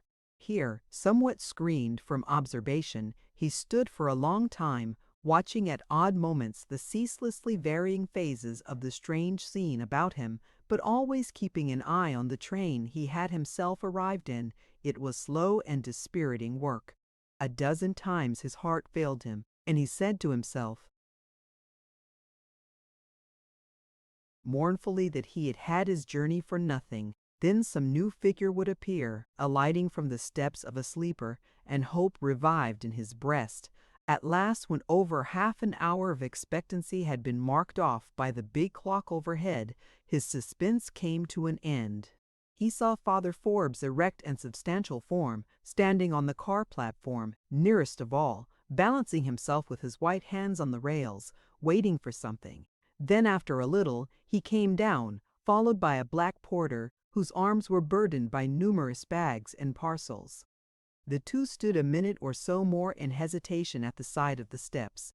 Then Celia descended and the three advanced. The importance of not being discovered was uppermost in Theron's mind now that he saw them actually coming toward him. He had avoided this the previous evening in the Octavius depot. With some skill, he flattered himself. It gave him a pleasurable sense of being a man of affairs, almost a detective, to be confronted by the necessity now of baffling observation once again. He was still rather without plans for keeping them in view once they left the station. He had supposed that he would be able to hear what hotel they directed their driver to take them to, and failing that, he had fostered a notion, based upon a story he had read when a boy, of throwing himself into another carriage and bidding his driver to pursue them in hot haste and on his life not fail to track them down. These devices seemed somewhat empty, now that the urgent moment was at hand, and as he drew back behind some other loiterers, out of view, he sharply racked his wits for Sprachbildschravendluft. It turned out, however, that there was no difficulty at all. Father Forbes and Celia seemed to have no use for the hackman, but moved straight forward toward the street, through the doorway next to that in which Theron cowered. He stole round and followed them at a safe distance, making Celia's hat and the portmanteau perched on the shoulder of the porter behind her, his guides. To his surprise, they still kept on their course when they had reached the sidewalk and went over the pavement across an open square which spread itself directly in front of the station. Hanging as far behind as he dared, he saw them pass to the other sidewalk diagonally opposite, proceed for a block or so along this, and then separate at a corner. Celia and the Negro lad went down a side street and entered the door of a vast, tall red brick building which occupied the whole block. The priest, turning on his heel, came back again and went boldly up the broad steps of the front entrance to this same structure, which Theron now discovered to be the Murray Hill Hotel. Fortune had indeed favored him. He not only knew where they were, but he had been himself a witness to the furtive way in which they entered the house by different doors. Nothing in his own limited experience of hotels helped him to comprehend the notion of a separate entrance for ladies and their luggage. He did not feel quite sure about the significance of what he had observed in his own mind, but it was apparent to him that there was something underhanded about it. After lingering a while on the steps of the hotel and satisfying himself by peeps through the glass doors that the coast was clear, he ventured inside. The great corridor contained many people, coming, going, or standing about, but none of them paid any attention to him. At last he made up his mind and beckoned a colored boy to him from a group gathered in the shadows of the big central staircase. Explaining that he did not at that moment wish a room, but desired to leave his bag, the boy took him to a cloakroom and got him a check for the thing. With this in his pocket, he felt himself more at his ease and turned to walk away. Then suddenly he wheeled and, bending his body over the counter of the cloakroom, astonished the attendant inside by the eagerness with which he scrutinized the piled rows of portmanteaus, trunks, overcoats, and bundles in little enclosure. "What is it you want? Here's your bag if you're looking for that," this man said to him. "No thanks, it's nothing," replied Theron, straightening himself again. He had had a narrow escape. Father Forbes and Celia, walking side by side, had come down the small passage in which he stood and had passed him so closely that he had felt her dress brush against him. Fortunately, he had seen them in time, and by throwing himself half into the cloakroom, had rendered recognition impossible. He walked now in the direction they had taken, till he came to the polite colored man at an open door on the left who was bowing people into the breakfast room. Standing in the doorway, he looked about him till his eye lighted upon his two friends, seated at a small table by a distant window, with a black waiter, card in hand, bending over in consultation with them. Returning to the corridor, he made bold now to march up to the desk and examine the register. The priest's name was not there. He found only the brief entry, Miss Madden, Octavius, written, not by her but by Father Forbes. On the line were two numbers in pencil with an "and" between them. An indirect question to one of the clerks helped him to an explanation of this. When there were two numbers, it meant that the guest in question had a parlor as well as a bedroom. Here he drew a long, satisfied breath and turned away. The first half of his quest stood completed in that much more fully and easily than he had dared to hope. He could not but feel a certain new respect for himself as a man of resource and energy. He had demonstrated that people could not fool with him with impunity. It remained to decide what he would do with his discovery now that it had been so satisfactorily made. As yet, he had given this hardly a thought. Even now, it did not thrust itself forward as a thing demanding instant attention. It was much more important, first of all, to get a good breakfast. He had learned that there was another and less formal eating place downstairs in the basement by the bar, with an entrance from the street. He walked down by the inner stairway instead, feeling himself already at home in the big hotel. He ordered an ample breakfast, and came out while it was being served to wash and have his boots blacked, and he gave the man $0.25. His pockets were filled with silver quarters, half-dollars, and dollars almost to a burdensome point, and in his valise was a bag full of smaller change, including many rolls of copper cents, which Alice always counted and packed up on Mondays. In the hurry of leaving, he had brought with him the church collections for the past 2 weeks. It occurred to him that he must keep a strict account of his expenditure. Meanwhile, he gave 10 cents to another man in a silk-sleeved cardigan jacket, who had merely stood by and looked at him while his boots were being polished. There was a sense of metropolitan affluence in the very atmosphere. The little table in the adjoining room, on which Theron found his meal in waiting for him, seemed a vision of delicate napery and refined appointments in his eyes. He was wolfishly hungry, and the dishes he looked upon gave him back assurances by sight and smell that he was very happy as well. The servant in attendance had an extremely white apron and a kindly black face. He bowed when Theron looked at him with the air of a lifelong admirer and humble friend. "I suppose you'll have claret with your breakfast, sir," he remarked, as if it were a matter of course. "Why, certainly," answered Theron, stretching his legs contentedly under the table and tucking the corner of his napkin in his neckband. "Certainly, my good man." Chapter 30. At 10 o'clock, Theron, loitering near the bookstall in the corridor, saw Father Forbes come downstairs, pass out through the big front doors, get into a carriage, and drive away. This relieved him of a certain sense of responsibility, and he retired to a corner sofa and sat down. The detective side of him being off duty, so to speak, there was leisure at last for reflection upon the other aspects of his mission. Yes, it was high time for him to consider what he should do next. It was easier to recognize this fact, however, than to act upon it. His mind was full of tricksy devices for eluding this task of serious thought, which he sought to impose upon it. It seemed so much pleasanter not to think at all, but just to drift. He found himself watching with envy the men who, as they came out from their breakfast, walked over to the bookstall and bought cigars from the row of boxes nestling there among the newspaper piles. They had such evident delight in the work of selection. They took off the ends of the cigars so carefully and lighted them with such meditative attention. He could see that he was woefully handicapped by not knowing how to smoke.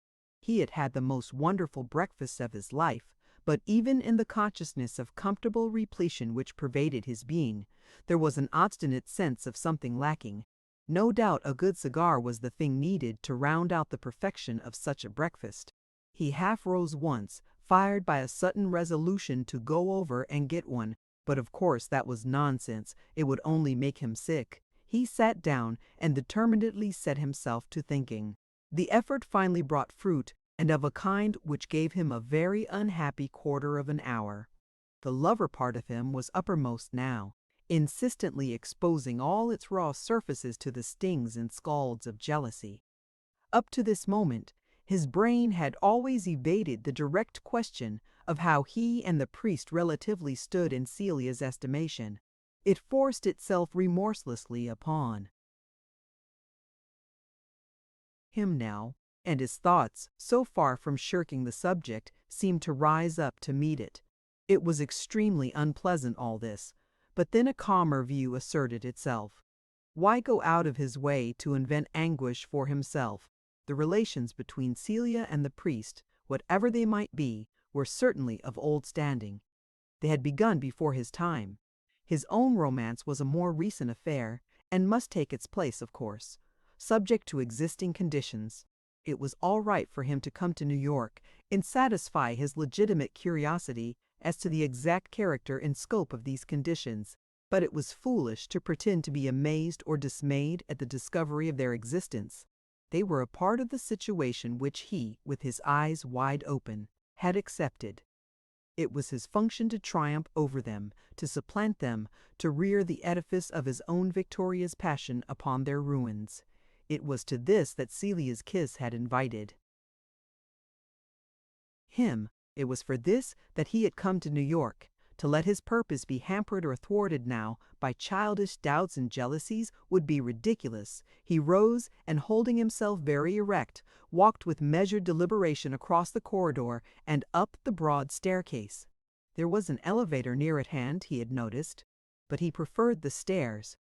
One or two of the colored boys clustered about the foot of the stairs looked at him, and he had a moment of dreadful apprehension lest they should stop his progress. Nothing was said, and he went on.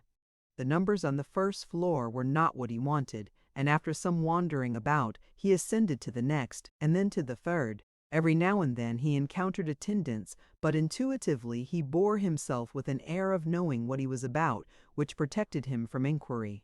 Finally he came upon the hall where he sought.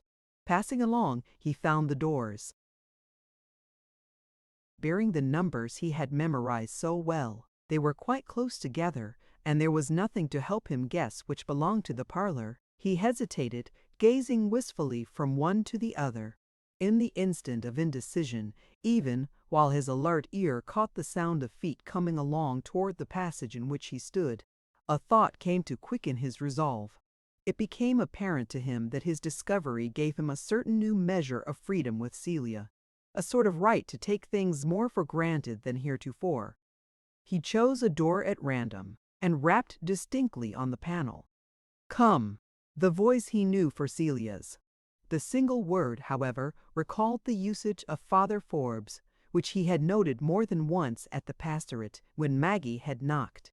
He straightened his shoulders, took his hat off, and pushed open the door. It was the parlor, a room of sofas, pianos, big easy chairs, and luxurious bric-a-brac. A tall woman was walking up and down in it with bowed head.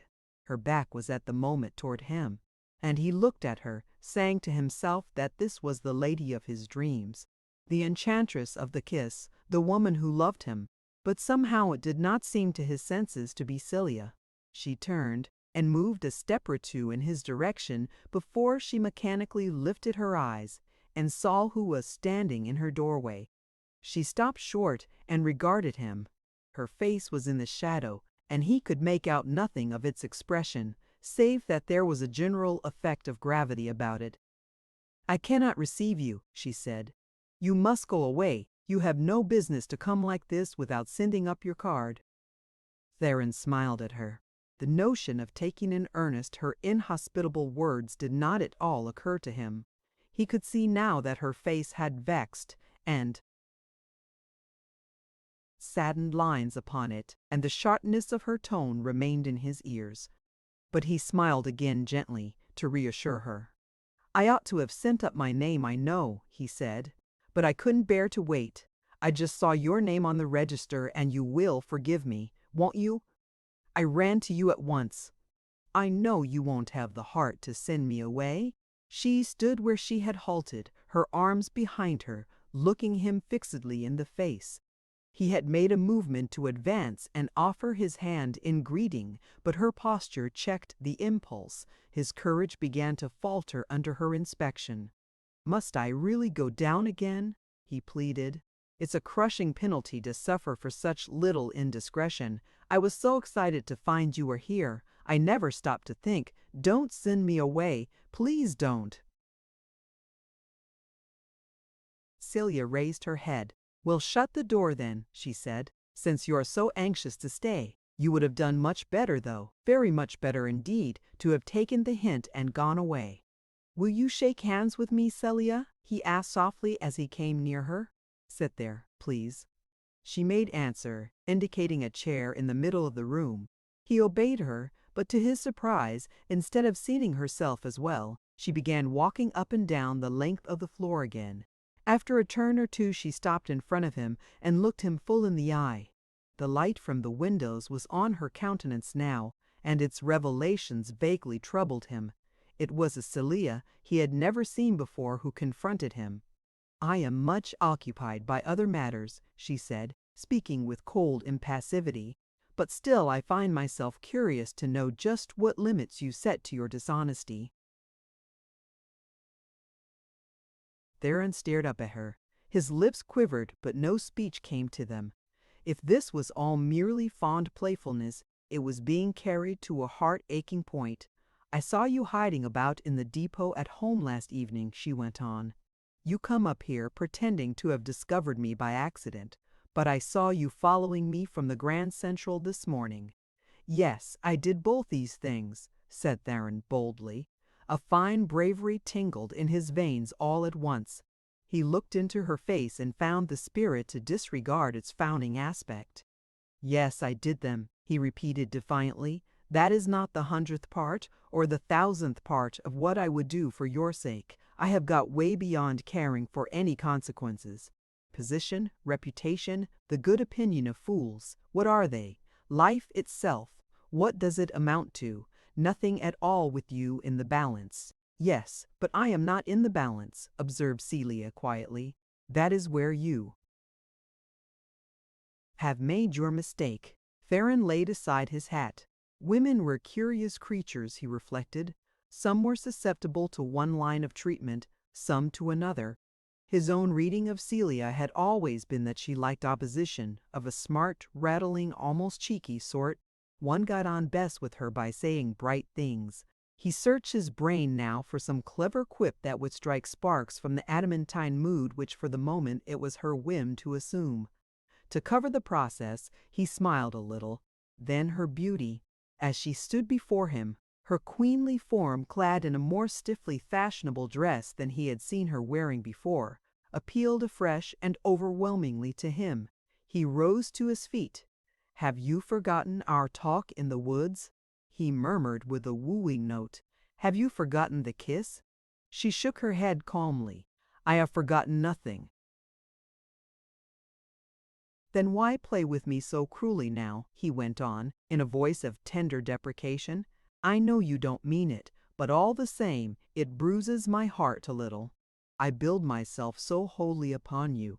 I have made existence itself depend so completely upon your smile, upon a soft glance in your eyes, that when they are not there, why, I suffer. I don't know how to live at all. So be kinder to me, Celia." "I was kinder, as you call it, when you came in," she replied. "I told you to go away. That was pure kindness, more kindness than you deserved." Theron looked at his hat where it stood on the carpet by his feet. He felt tears coming into his eyes. "You tell me that you remember," he said in depressed tones, "and yet you treat me like this. Perhaps I am wrong. No doubt it is my own fault. I suppose I ought not to have come down here at all." Celia nodded her head in assent to this view. "But I swear that I was helpless in the matter," he burst forth. "I had to come. It would have been literally impossible for me to have stayed at home, knowing that you were here, and knowing also that go on," said Celia, thrusting forth her under lip a trifle, and hardening still further the gleam in her eye as he stumbled over his sentence and left it unfinished. "What was the other thing that you were knowing?" "Knowing?" He took up the word hesitatingly. "Knowing that life would be insupportable to me if I could not be near you." She curled her lip at him. "You skated over the thin spot very well," she commented. "It was on the tip of your tongue to mention the fact that Father Forbes came with me." "Oh, I can read you through and through, Mr. Ware." In a misty way, Theron felt things slipping from his grasp. The rising moisture blurred his eyes as their gaze clung to Celia. "Then if you do read me," he protested, "you must know how utterly my heart and brain are filled with you. No other man in all the world can yield himself so absolutely to the woman he worships as I can. You have taken possession of me so wholly, I am not in the least master of myself anymore. I don't know what I say or what I do. I am not worthy of you, I know. No man alive could be that. But no one else will idolize and reverence you as I do. Believe me when I say that, Celia, and how can you blame me in your heart for following you? Whither thou goest, I will go, and where thou lodgest, I will lodge. Thy people shall be my people, and thy God my God. Where thou diest, will I die, and there will I be buried. The Lord do so to me, and more also, if aught but death part thee and me. Celia shrugged her shoulders and moved a few steps away from him. Something like despair seized upon him. Surely, he urged with passion, surely I have a right to remind you of the kiss. She turned. The kiss, she said meditatively. Yes, you have a right to remind me of it. Oh yes, an undoubted right to remind me of it. Oh yes, an undoubted right. You have another right too, the right to have the kiss explained to you. It was of the goodbye order. It signified that we weren't to meet again, and that just for one little moment I permitted myself to be sorry for you. That was all. He held himself erect under the incredible words and gazed blankly at her. The magnitude of what he confronted bewildered him. His mind was incapable of taking it in. You mean, he started to say and then stopped, helplessly staring into her face with a dropped jaw. It was too much to try to think what she meant. A little side thought sprouted in the confusion of his brain. It grew until it spread a bitter smile over his pale face. I know so little about kisses, he said. I am such a greenhorn at that sort of thing. You should have had pity on my inexperience and told me just what brand of kiss it was I was getting. Probably I ought to have been able to distinguish, but you see I was brought up in the country on a farm. They don't have kisses and assorted varieties there. She bowed her head slightly. Yes, you are entitled to say that, she assented. I was to blame, and it is quite fair that you should tell me so. You spoke of your inexperience, your innocence. That was why I kissed you in saying goodbye. It was in memory of that innocence of yours, to which you yourself had been busy saying goodbye ever since I first saw you. The idea seemed to me to mean something at the moment. I see now that it was too subtle. I do not usually err on that side. Theron kept his hold upon her gaze, as if it afforded him bodily support. He felt that he ought to stoop and take up his hat, but he dared not look away from her. Do you not err now, on the side of cruelty? He asked her piteously. It seemed for the instant as if she were wavering, and he swiftly thrust forth other pleas. I admit that I did wrong to follow you to New York. I see that now. But it was an offense committed in entire good faith. Think of it, Celia. I have never seen you since that day in the woods. I have waited and waited, with no sign from you, no chance of seeing you at all. Think what that meant to me. Everything in the world had been altered for me, torn out by the roots. I was a new being, plunged into a new existence.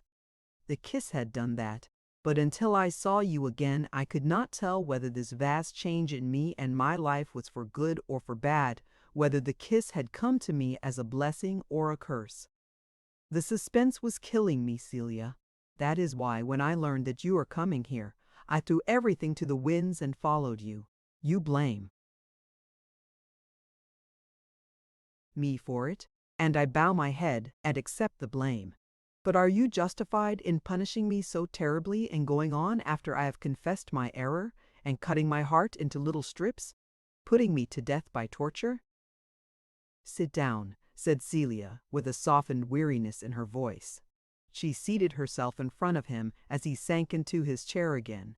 I don't want to give you unnecessary pain, but you have insisted on forcing yourself into a position where there isn't anything else but pain. I warned you to go away, but you wouldn't. No matter how gently I may try to explain things to you, you are bound to get nothing but suffering out of the explanation.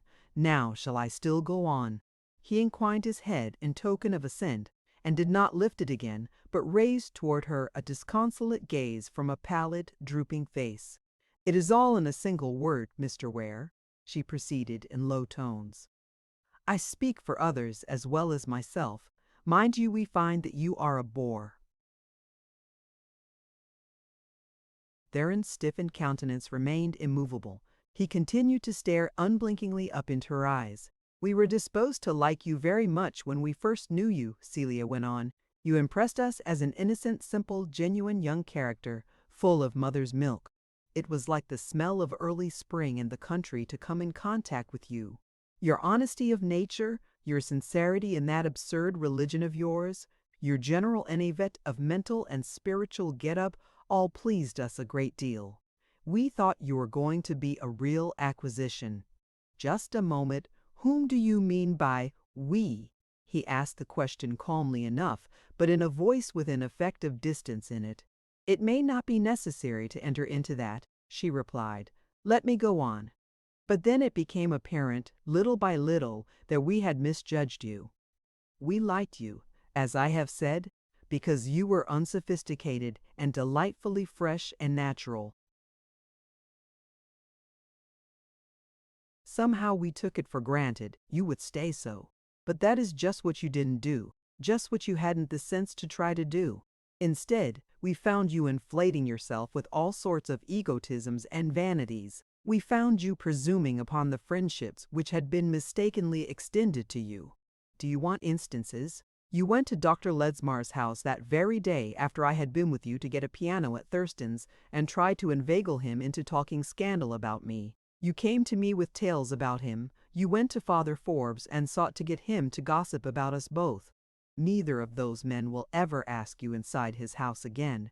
But that is only one part of it. Your whole mind became an unpleasant thing to contemplate.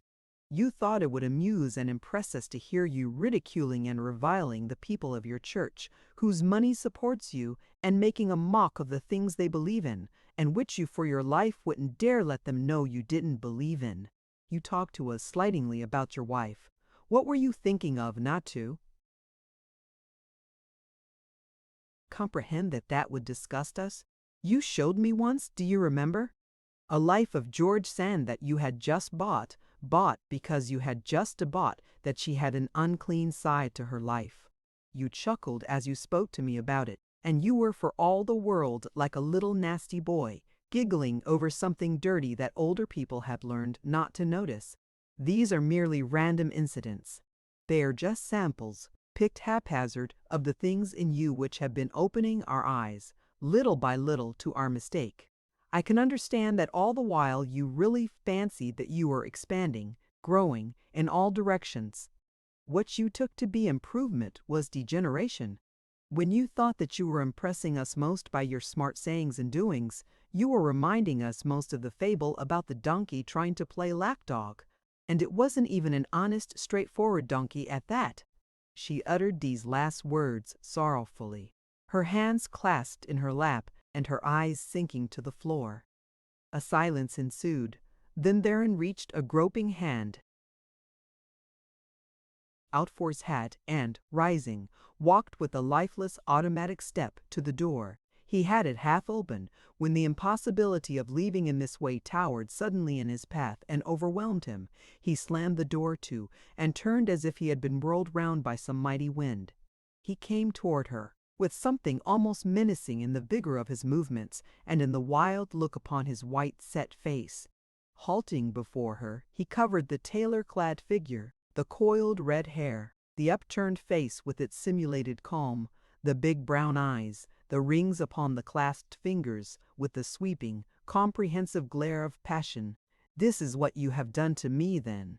His voice was unrecognizable in his own ears, hoarse and broken, but with a fright compelling something in it which stimulated his rage.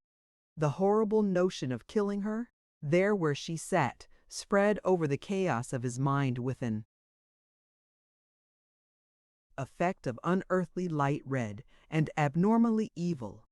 It was like that first devilish radiance ushering in creation, of which the first fruit was Cain. Why should he not kill her? In all ages, women had been slain for less.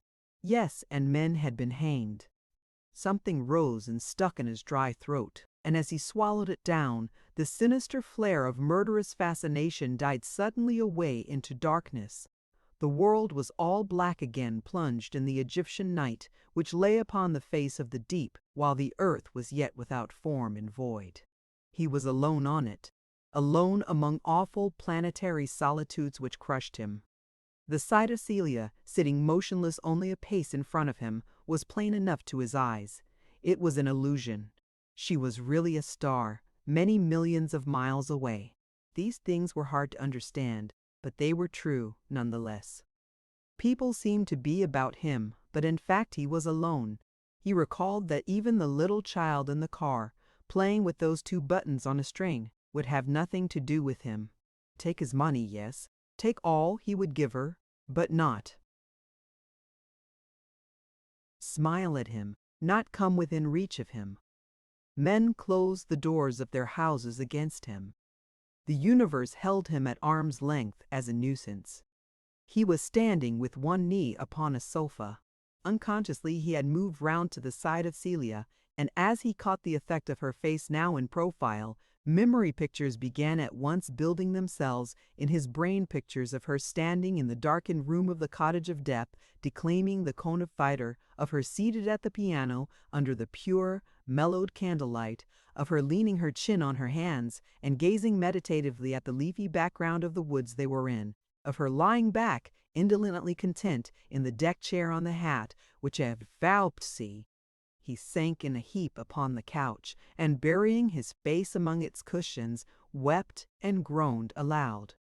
His collapse was absolute. He sobbed with the abandonment of one who, in the veritable presence of death, lets go all sense of relation to life. Presently, someone was touching him on the shoulder, an incisive, pointed touch, and he checked himself and lifted his face. "You will have to get up and present some sort of an appearance and go away at once," Celia said to him in low, rapid tones. "Some gentlemen are at the door whom I have been waiting for."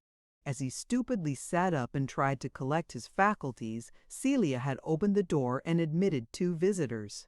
The foremost was Father Forbes, and he, with some whispered, smiling words, presented to her his companion, a tall, robust, florid man of middle age, with a frock coat and a gray mustache, sharply waxed. The 3 spoke for a moment together. Then the priest's wandering eye suddenly lighted upon the figure on the sofa. He stared, knitted his brows, and then lifted them in inquiry as he turned to Celia. "Poor man," she said readily, in tones loud enough to reach Theron. "It is our neighbor father, the Reverend Mr. Ware. He hit upon my name in the register quite unexpectedly, and I had him come up. He is in sore distress, a great and sudden bereavement. He is going now. Won't you speak to him in the hall a few words, Father? It would please him. He is terribly depressed." The words had drawn Theron to his feet, as by some mechanical process. He took up his hat and moved dumbly to the door. It seemed to him that Celia intended offering to shake hands, but he went past her with only some confused exchange of glances and a murmured word or 2. The tall stranger, who drew aside to let him pass, had acted as if he expected to be introduced. Theron, emerging into the hall, leaned against the wall and looked dreamily at the priest, who had stepped out with him. "I am very sorry to learn that you are in trouble, Mr. Ware," Father Ford said gently enough, but in hurried tones. "Miss Madden is also in trouble. I mentioned to you that her brother had got into a serious scrape. I have brought my old friend, General Brady, to consult with her about the matter. He knows all the parties concerned, and he can set things right if anybody can." "It's a mistake about me. I'm not in any trouble at all," said Theron. "I just dropped in to make a friendly call." The priest glanced sharply at him, noting with a swift, informed scrutiny how he sprawled against the wall and what vacuity his eyes and loosened lips expressed. "Then you have a talent for the inopportune amounting to positive genius," said Father Forbes, with a stormy smile. "Tell me this, Father Forbes," the other demanded with impulsive suddenness. "Is it true that you don't want me in your house again? Is that the truth or not?" "The truth is always relative, Mr. Ware," replied the priest, turning away and closing the door of the parlor behind him with a decisive sound. Left alone, Theron started to make his way downstairs.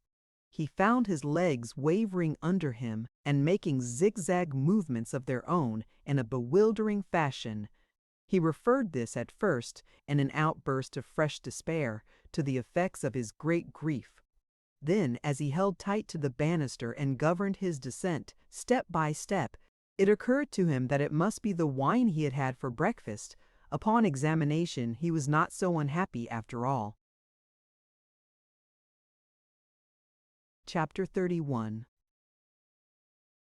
At the second peal of the doorbell, Brother Soulsby sat up in bed. It was still pitch dark, and the memory of the first ringing fluttered musically in his awakening consciousness as a part of some dream he had been having. "Who the deuce can that be?" he mused aloud, in querulous resentment at the interruption. "Put your head out of the window and ask," suggested his wife drowsily. The bell pull scraped violently in its socket, and a third outburst of shrill reverberations clamored through the silent house. "Whatever you do, I'd do it before he yanked the whole thing to pieces," added the wife with more decision.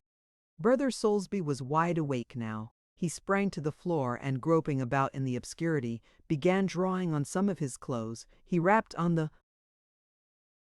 window during the process, to show that the house was astir, and a minute afterward made his way out of the room and down the stairs, the boards creaking under his stockinged feet as he went. Nearly a quarter of an hour passed before he returned. Sister Soulsby, lying in sleepy quiescence, heard vague sounds of voices at the front door, and did not feel interested enough to lift her head and listen. A noise of footsteps on the sidewalk followed, first receding from the door, then turning toward it, this second time marking the presence of more than one person. There seemed in this the implication of a guest, and she shook off the dozing impulses which enveloped her faculties and waited to hear more.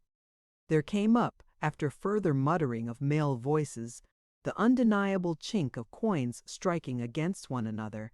Then more footsteps, the resonant slam of a carriage door out in the street, the grinding of wheels turning on the frosty road, and the racket of a vehicle and horses going off at a smart pace into the night. Somebody had come, then. She yawned at the thought, but remained well awake, tracing idly in her mind, as various slight sounds rose from the lower floor, the different things Soulsby was probably doing. Their spare room was down there, directly underneath, but curiously enough, no one seemed to enter it. The faint murmur of conversation which from time to time reached her came from the parlor instead. At last she heard her husband's soft tread coming up the staircase, and still there had been no hint of employing the guest chamber. What could he be about, she wondered. Brother Soulsby came in, bearing a small lamp in his hand, the reddish light of which, flaring upward, revealed an unlooked-for display of amusement on his thin, beardless face. He advanced to the bedside, shading the glare from her blinking eyes with his palm, and grinned. "A thousand guesses, old lady," he said with a dry chuckle, "and you wouldn't have a ghost of a chance. You might guess till Hades froze over 7 feet thick, and still you wouldn't hit it." She sat up and turned. "Good gracious, man," she began, "you don't mean—" Here the cheerful gleam in his small eyes reassured her, and she sighed relief, then smiled confusedly. "I half thought, just for the minute," she explained, "it might be some bounder who'd come east to try and blackmail me, but no, who is it, and what on earth have you done with him?" Brother Soulsby cackled in merriment. "It's Brother Ware of Octavius, out on a little bat, all by himself. He says he's been on the loose only 2 days, but it looks more like a fortnight." "Oh, our Brother Ware?" She regarded him with open-eyed surprise. "Well, yes, I suppose he's our Brother Ware some," returned Soulsby genially. "He seems to think so, anyway. He seems to think so, anyway." "But tell me about it," she urged eagerly. What's the matter with him? How does he explain it? Well, he explains it pretty badly, if you ask me, said Soulsby, with a droll, joking eye and a mock-serious voice. He seated himself on the side of the bed, facing her, and still considerately shielding her from the light of the lamp he held. But don't think I suggested any explanations. I've been a mother myself. He's merely filled himself up to the neck with rum, in the simple, ordinary, good old-fashioned way. That's all. What is there to explain about that? She looked meditatively at him for a time, shaking her head. No, Soulsby, she said gravely at last. This isn't any laughing matter. You may be sure something bad has happened to set him off like that. I'm going to get up and dress right now. What time is it? Now don't you do anything of the sort, he urged persuasively. It isn't 5 o'clock. It'll be dark for nearly an hour yet. Just you turn over and have another nap. He's all right. I put him on the sofa with the buffalo robe round him. You'll find him there, safe and sound, when it's time for white folks to get up. You know how it breaks you up all day not to get your full sleep. I don't care if it makes me look as old as the everlasting hills, she said. Can't you understand, Soulsby? The thing worries me, gets on my nerves. I couldn't close an eye if I tried. I took a great fancy to that young man. I told you so at the time. Soulsby nodded and turned down the wick of his lamp a trifle. Yes, I know you did, he remarked in placidly non-contentious tones. I can't say I saw much in him myself, but I dare say you're right. There followed a moment's silence, during which he experimented in turning the wick up again. But anyway, he went on, there isn't anything you can do. He'll sleep it off, and the longer he's left alone, the better. It isn't as if we had a hired girl who'd come down and find him there and give the whole thing away. He's fixed up there perfectly comfortable, and when he's had his sleep out and wakes up on his own account, he'll be feeling a heap better. The argument might have carried conviction, but on the instant the sound of footsteps came to them from the room below. The subdued noise rose regularly as of one pacing to and fro. No, Soulsby, you come back to bed and get your sleep out. I'm going downstairs. It's no good talking. I'm going. Brother Soulsby offered no further opposition, either by talk or demeanor, but returned contentedly to bed, pulling the comforter over his ears and falling into the slow, measured respiration of tranquil slumber before his wife was ready to leave the room. The dim, cold gray of twilight was sifting furtively through the lace curtains of the front windows when Mrs. Soulsby, lamp in hand, entered the parlor.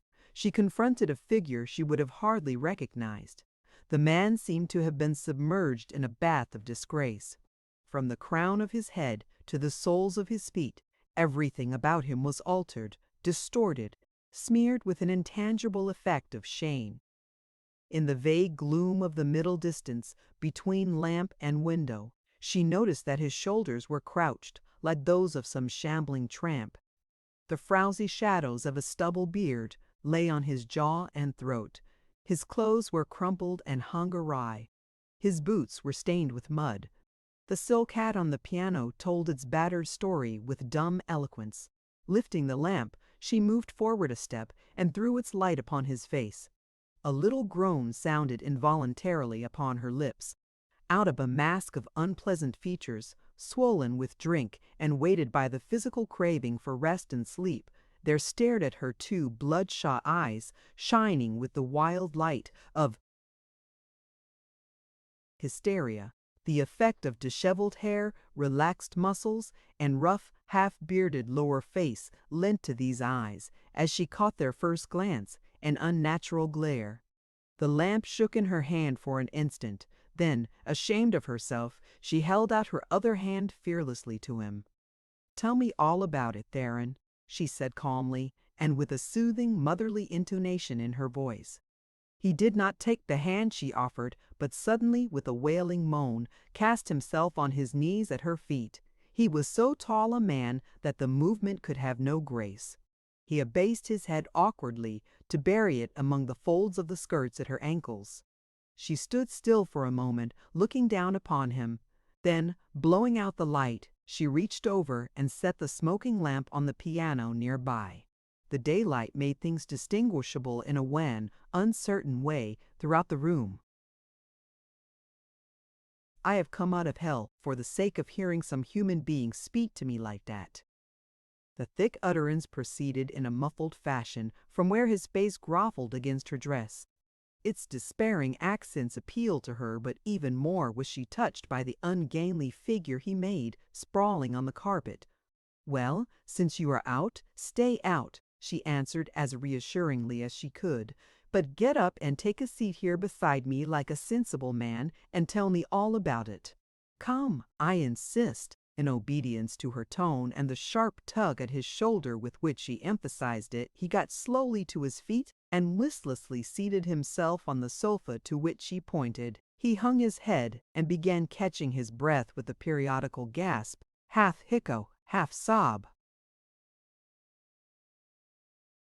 "First of all," she said in her brisk, matter-of-fact manner, "don't you want to lie down there again and have me tuck you up snug with the buffalo robe and go to sleep? That would be the best thing you could do." He shook his head disconsolately from side to side. "I can't," he groaned, with a swifter recurrence of the sob-like convulsions. "I'm dying for sleep, but I'm too frightened.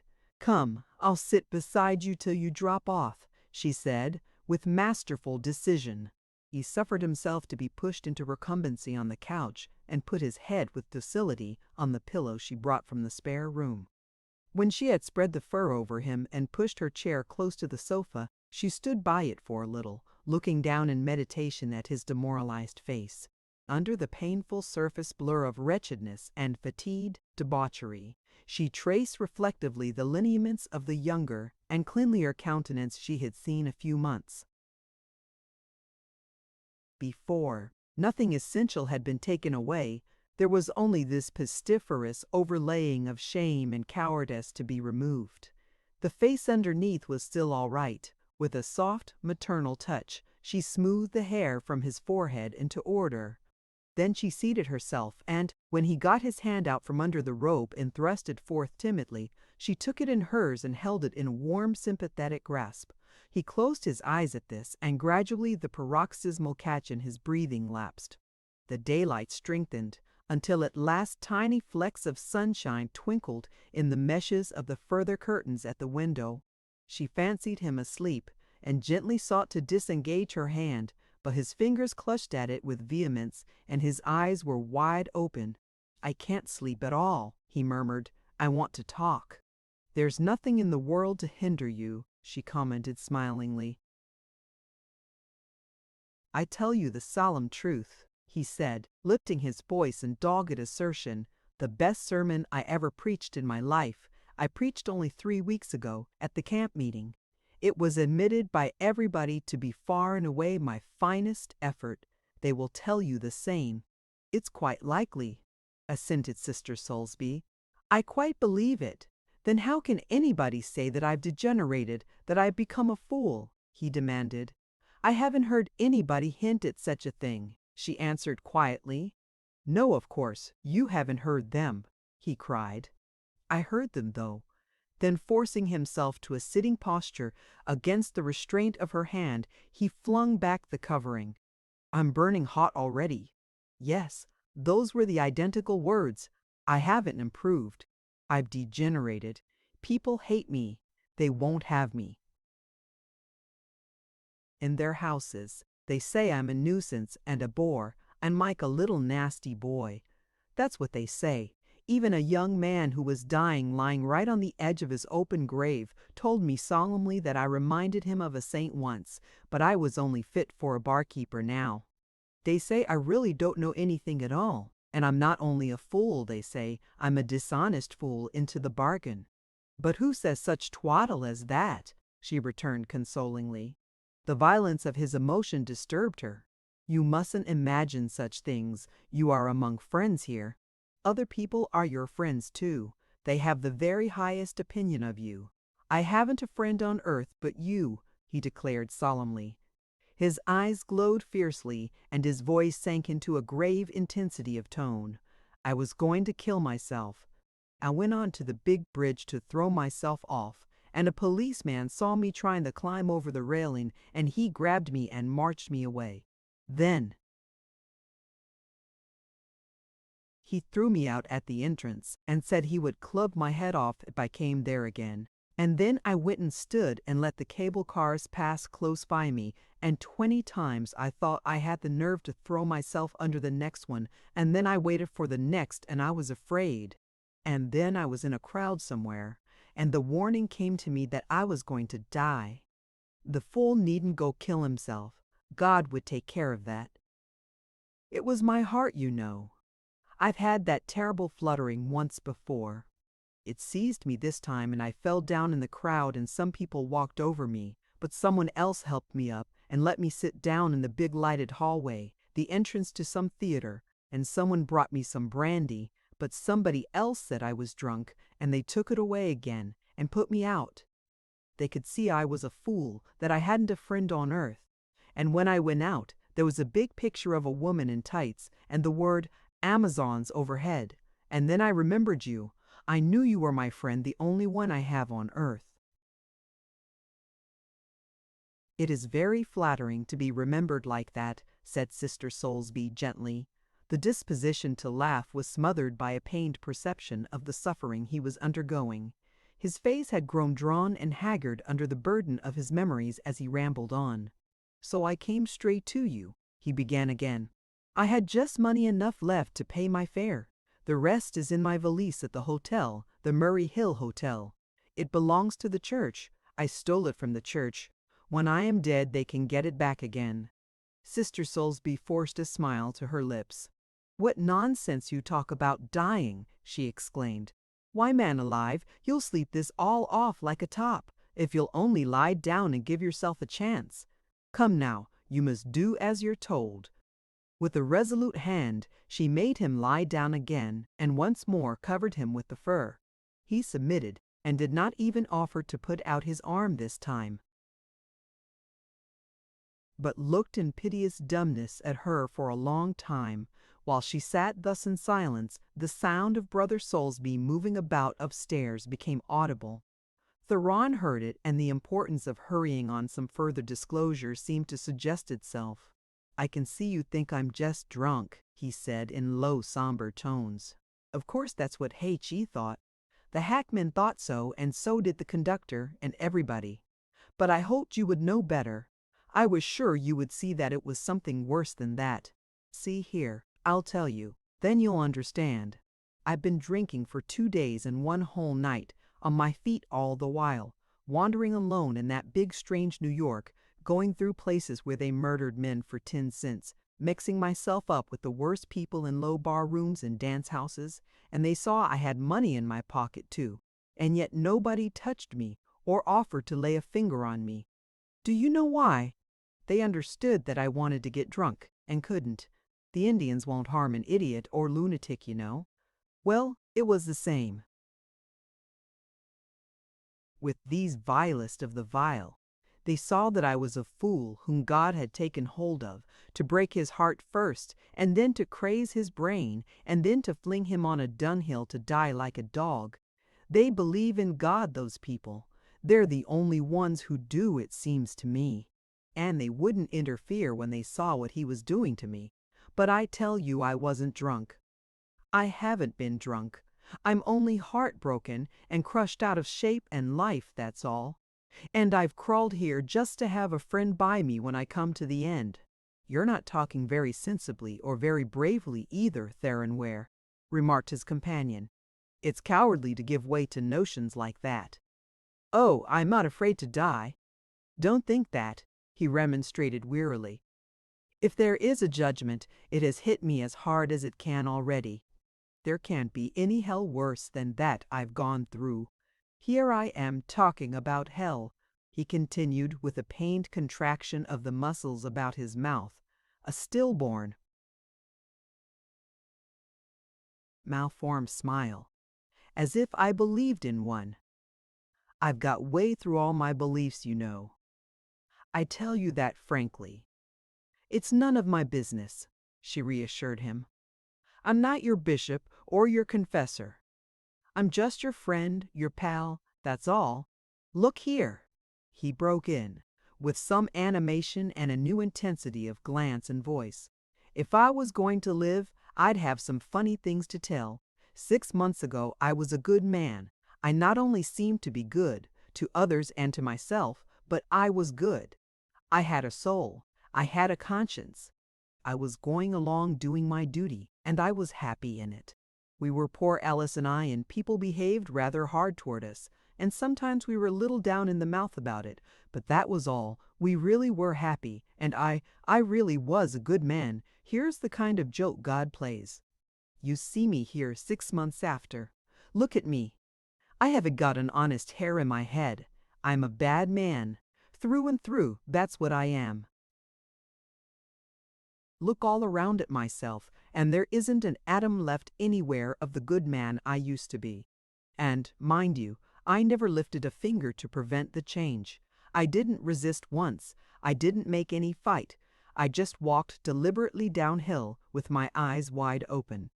I told myself all the while that I was climbing uphill instead, but I knew in my heart that it was a lie. Everything about me was a lie. I wouldn't be telling the truth even now if I hadn't come to the end of my rope. Now, how do you explain that? How can it be explained that? How can it be explained? Was I really rotten to the core all the time, years ago, when I seemed to everybody, myself and the rest, to be good and straight and sincere? Was it all a sham? Or does God take a good man and turn him into an out-and-out bad one in just a few months, in the time that it takes an ear of corn to form and ripen and go off with the mildew? Or isn't there any God at all, but only men who live and die like animals? And that would explain my case, wouldn't it? I got bitten and went vicious and crazy, and they've had to chase me out and hunt me to my death like a mad dog. Yes, that makes it all very simple. It isn't worthwhile to discuss me at all as if I had a soul, is it? I'm just one more mongrel cur that's gone mad and must be put out of the way. That's all. See here, said Sister Soulsby alertly, I half believe that a good cuffing is what you really stand in need of. Now you stop all this nonsense and lie quiet and keep still. Do you hear me? The jocular sternness which she assumed in words and manner seemed to soothe him. He almost smiled up at her in a melancholy way and sighed profoundly. I've told you my religion before, she went on with gentleness. The sheep and the goats are to be separated on Judgment Day, but not a minute sooner. In other words, as long as human life lasts, good, bad, and indifferent are all braided up together in every man's nature and every woman's too. You weren't altogether good a year ago any more than you're altogether bad now. You were some of both then, you're some of both now. If you've been making an extra sort of fool of yourself lately, why, now that you recognize it, the only thing to do is to slow steam, pull up, and back engine in the other direction. In that way you'll find things will even themselves up. It's a seesaw with all of us, Theron Ware sometimes up, sometimes down, but nobody is rotten clear to the core. He closed his eyes and lay in silence for a time. This is what day of the week, he asked, at last. Friday, the 19th. Wednesday, that would be the 17th. That was the day ordained for my slaughter. On that morning, I was the happiest man in the world. No king could have been so proud and confident as I was. A wonderful romance had come to me. The most beautiful young woman in the world, the most talented too, was waiting for me. An express train was carrying me to her, and it couldn't go fast enough to keep up with my eagerness. She was very rich, and she loved me, and we were to live an eternal summer, wherever we liked, on a big, beautiful yacht. No one else had such a life before him as that. It seemed almost too good for me, but I thought I had grown and developed so much that perhaps I would be worthy of it. Oh, how happy I was! I tell you this because you are not like the others. You will understand."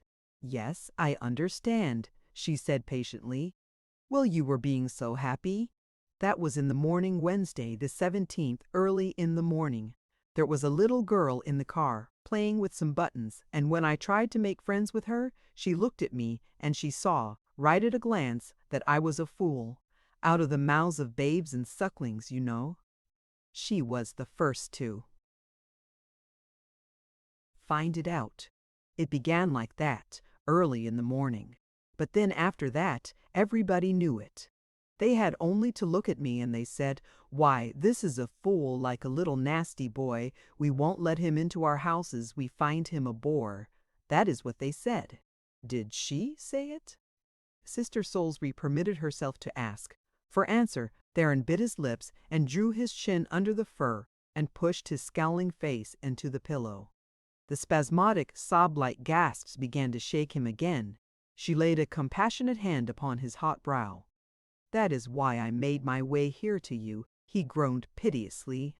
"I knew you would sympathize. I could tell it all to you. And it was so awful to die there alone in the strange city. I couldn't do it with nobody near me who liked me or thought well of me. Alice would hate me. There was no one but you. I wanted to be with you at the last." His quavering voice broke off in a gust of weeping, and his face frankly surrendered itself to the distortions of a crying child's countenance, wide-mouthed and tragically grotesque in its abandonment of control. Sister Soulsby, as her husband's boots were heard descending the stairs, rose and drew the robe up to half cover his agonized visage. She patted the sufferer softly on the head, and then went to the stair door. "I think he'll go to sleep now," she said, lifting her voice to the newcomer, and with a backward nod toward the couch. "Come out into the kitchen while I get breakfast, or into the sitting room, or somewhere, so as not to disturb him. He's promised me to lie perfectly quiet and try to sleep." When they had passed together out of the room, she turned. "Soulsby," she said with half-playful asperity, "I'm disappointed in you. For a man who's knocked about as much as you have, I must say you've picked up an astonishingly small outfit of gumption. That poor creature in there is no more drunk than I am. He's been drinking. Yes, drinking like a fish, but it wasn't able to make him drunk. He's past being drunk. He's grief crazy. It's a case of woman. Some girl has made a fool of him and decoyed him up in a balloon and let him drop. He's been hurt bad, too." "We have all been hurt in our day and generation," responded Brother Soulsby genially. "Don't you worry. He'll sleep that off, too. It takes longer than drink, and it doesn't begin to be so pleasant, but it can be slept off. Take my word for it, he'll be a different man by noon." When noon came, however, Brother Soulsby was on his way to summon one of the village doctors. Toward nightfall, he went out again to telegraph for Alice. Chapter 32. Spring fell early upon the pleasant southern slopes of the Susquehanna country. The snow went off as by magic. The trees budded and leaved before their time. The birds came and set up their chorus in the elms, while winter seemed still a thing of yesterday. Alice, clad gravely in black, stood again upon a kitchen stoop and looked across an intervening space of backyards and fences to where the tall boughs, fresh in their new verdure, were silhouetted against the pure blue sky. The prospect recalled to her irresistibly another sunlit morning a year ago, when she had stood in the doorway of her own kitchen and surveyed a scene not unlike this. It might have been with the same caroling robins, the same trees, the same azure segment of the tranquil, speckless dome. Then she was looking out upon surroundings novel and strange to her, among which she must make herself at home as best she could. But at least the ground was secure under her feet. At least she had a home, and a word from her lips could summon her husband out to stand beside her, with his arm about her, and share her buoyant, hopeful joy in the promises of spring. To think that that was only one little year ago, the mere revolution of 4 brief seasons. And now, Sister Soulsby, wiping her hands on her apron, came briskly out upon the stoop. Some cheerful commonplace was on her tongue, but a glance at Alice's wistful face kept it back. She passed an arm around her waist instead and stood in silence, looking at the elms. "It brings back memories to me, all this," said Alice, nodding her head, and not seeking to dissemble the tears which sprang to her eyes. "The men will be down in a minute, dear," the other reminded her.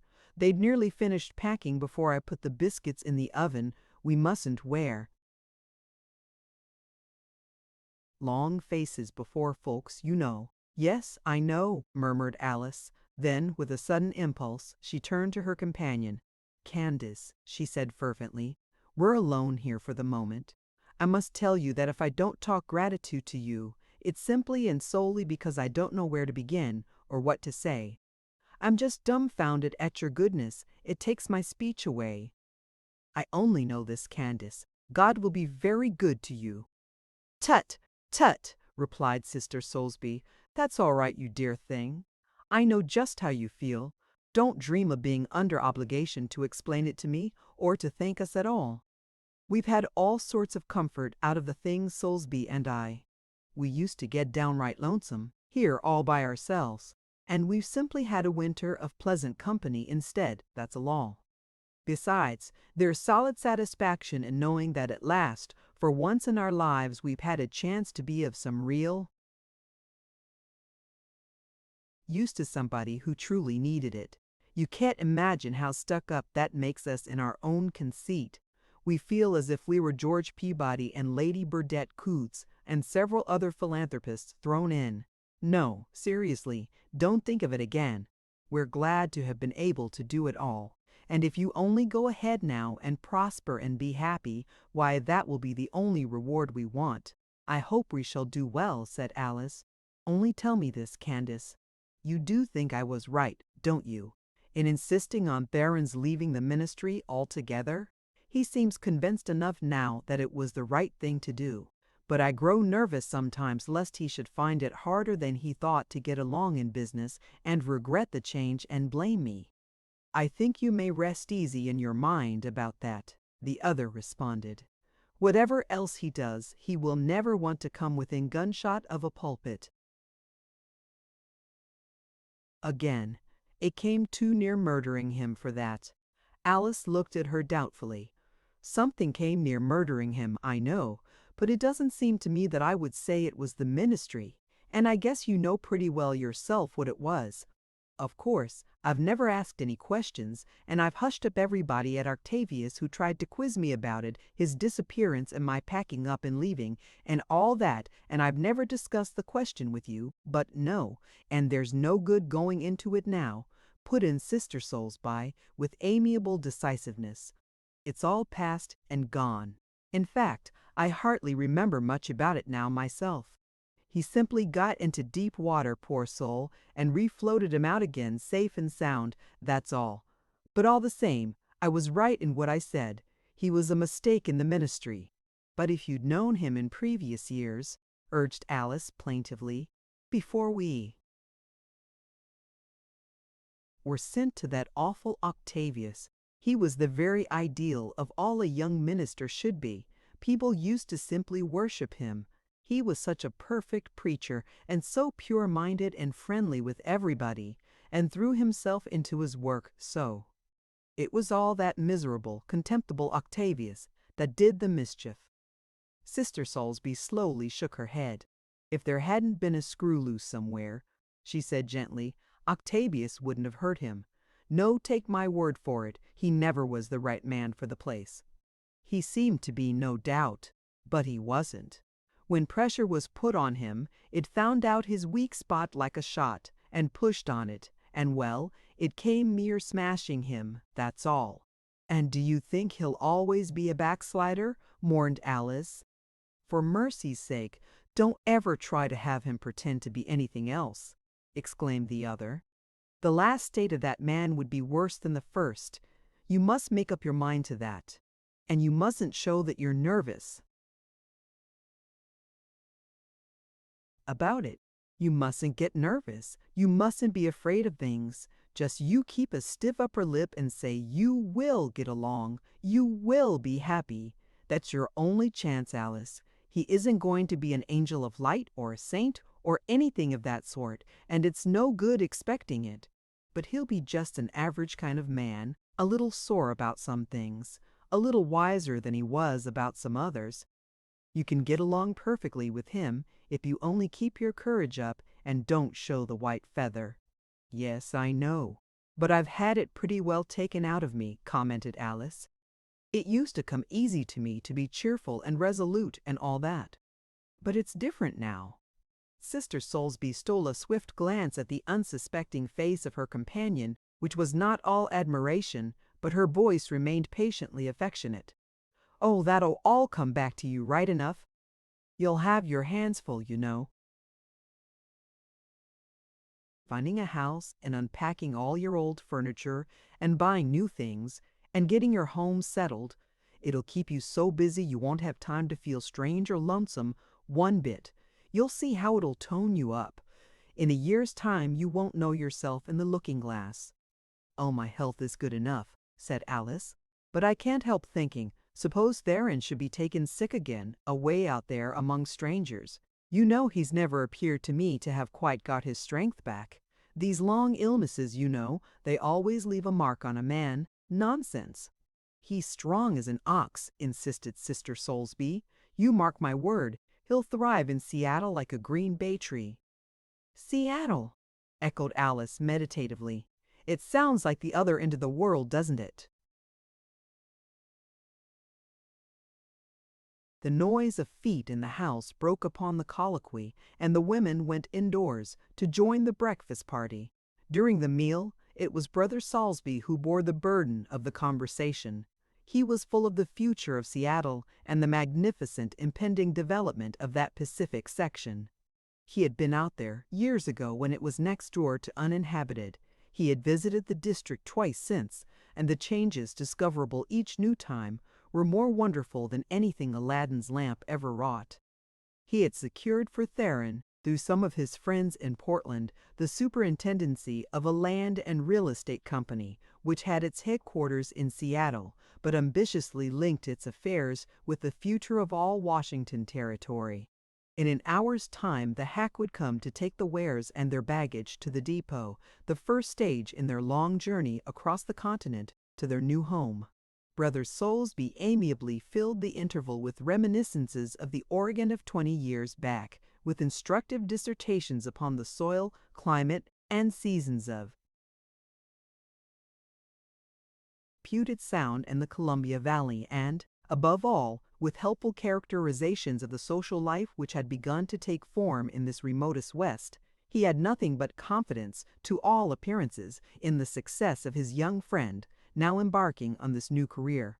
He seemed so sanguine about it that the whole atmosphere of the breakfast-room lightened up, and the parting meal, surrounded by so many temptations to distraught broodings and silences as it was, became almost jovial in its spirit. At last, it was time to look for the carriage. The trunks and handbags were ready in the hall, and Sister Soulsby was tying up a package of sandwiches for Alice to keep by her in the train. Theron, with hat in hand and overcoat on arm, loitered restlessly into the kitchen and watched this proceeding for a moment. Then he sauntered out upon the stoop and, lifting his head and drawing as long a breath as he could, looked over at the elms. Perhaps the face was older and graver. It was hard to tell. The long winter's illness, with its recurring crises and sustained confinement, had bleached his skin and reduced his figure to gauntness, but there was none the less an air of restored and secure good health about him. Only in the eyes themselves, as they rested briefly upon the prospect, did a substantial change suggest itself. They did not dwell fondly upon the picture of the lofty, spreading boughs, with their waves of sap-green leafage stirring against the blue. They did not soften and glow this time at the thought of how wholly one felt sure of God's goodness in these wonderful new mornings of spring. They looked instead straight through the fairest and most moving spectacle in nature's processional, and saw afar off, in conjectural vision, a formless sort of place which was Seattle, They surveyed its impalpable outlines, its undefined dimensions, with a certain cool glitter of hard and fast resolve.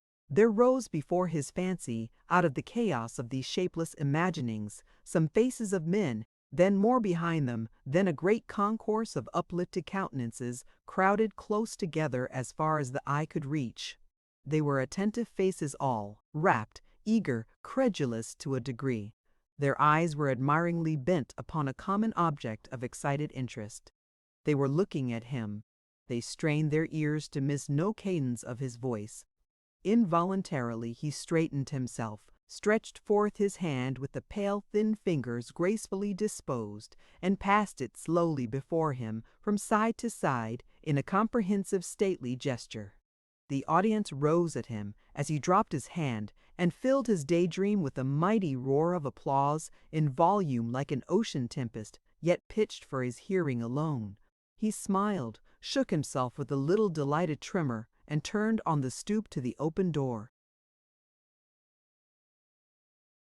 What Soulsby said about politics out there interested me enormously, he remarked to the two women. I shouldn't be surprised if I found myself doing something in that line. I can speak, you know, if I can't do anything else. Talk is what tells these days. Who knows? I may turn up in Washington a full-blown senator before I'm 40. Stranger things have happened than that, out west. We'll come down and visit you then, Soulsby and I, said Sister Soulsby cheerfully. You shall take us to the White House, Alice, and introduce us. Oh, it isn't likely I would come east, said Alice pensively. Most probably I'd be left to amuse myself in Seattle. But there I think that's the carriage driving up to the door. E.N.D. of the Project Gutenberg e-book, The Damnation of Theron Ware. Updated editions will replace the previous one. The old editions will be renamed. Creating the works from print editions not protected by U.S. copyright law means that no one owns a United States copyright in these works, so the Foundation and you can copy and distribute it in the United States without permission and without paying copyright royalties. Special rules set forth in the general terms of use part of this license apply to copying and distributing Project Gutenberg electronic works to protect the Project Gutenberg concept and trademark. Project Gutenberg is a registered trademark and may not be used if you charge for an ebook except by following the terms of the trademark license, including paying royalties for use of the Project Gutenberg trademark. If you do not charge anything for copies of this ebook, complying with the trademark license is very easy. You may use this ebook for nearly any purpose, such as creation of derivative works, reports, performances, and research. Project Gutenberg ebooks may be modified and printed and given away. You may do practically anything in the United States with ebooks not protected by U.S. copyright law. Redistribution is subject to the trademark license, especially commercial redistribution. Start. Full license, the full Project Gutenberg. Alice, please read this before you disprovive it or use this private or use this work. To protect the Project Gutenberg mission of promoting the free distribution of electronic works by using or distributing this work or any other works by Alice in H regions or distributing this work or any other work associated in any way with the phrase Project Gutenberg, you agree to comply with all the terms of the full Project Gutenberg, their rights. Section 1. General Terms of Use and Redistributing Project Gutenberg. Electronic Works 1. A. By reading or using any part of this Project Gutenberg electronic work, you indicate that you have read, understand, agree to, and accept all the terms of this license and intellectual property trademark copyright agreement. If you do not agree to abide by all the terms of this agreement, you must cease using and return or destroy all copies of Project Gutenberg electronic works in your possession. If you paid a fee for obtaining a copy of or access to a Project Gutenberg electronic work and you do not agree to be bound by the terms of this agreement, you may obtain a refund from the person or entity to whom you paid the fee as set forth in paragraph 1, E.81b by. Project Gutenberg is a registered trademark. It may only be used on or associated in any way with an electronic work by people who agree to be bound by the terms of this agreement. There are a few things that you can do with most. Project Gutenberg electronic works even without complying with the full terms of this agreement. See paragraph 1c below. There are a lot of things you can do with Project Gutenberg electronic works if you follow the terms of this agreement and help preserve free future access to Project Gutenberg electronic works. See paragraph 1e below. 1c. The Project Gutenberg Literary Archive Foundation, the Foundation or PGLF, owns a compilation copyright in the collection of Project Gutenberg electronic works. Nearly all the individual works in the collection are in the public domain in the United States. If an individual work is unprotected by copyright law in the United States and you are located in the United States, we do not claim a right to prevent you from copying, distributing, performing, displaying, or creating derivative works based on the work as long as all references to Project Gutenberg are removed. Of course, we hope that you will support the Project Gutenberg mission of promoting free access to electronic works by freely sharing Project Gutenberg works in compliance with the terms of this agreement for keeping the Project Gutenberg name associated with the work. You can easily comply with the terms of this agreement by keeping this work in the same format with its attached full Project Gutenberg license when you share it without charge with others. 1. D. The copyright laws of the place where you are located also govern what you can do with this work. Copyright laws in most countries are in a constant state of change. If you are outside the United States, check the laws of your country in addition to the terms of this agreement before downloading, copying, displaying, performing, distributing, or creating derivative works based on this work or any other Project Gutenberg work. The Foundation makes no representations concerning the copyright status of any work in any country other than the United States. 1. E. Unless you have removed all references to Project Gutenberg 111. The following sentence with active links to or other immediate access to the full Project Gutenberg license must appear prominently whenever any copy of a Project Gutenberg work, any work on which the phrase Project Gutenberg appears, or with which the phrase Project Gutenberg is associated is accessed, displayed, performed, viewed, copied, or distributed. This ebook is for the use of anywhere in the United States and most other parts of the world at no cost, and with almost no restrictions whatsoever. You may copy it, give it a vidgoklice. If you are not located in the United States, you will have to check the laws of the country where you are located before using this ebook. 1. E.2. If an individual Project Gutenberg electronic work is derived from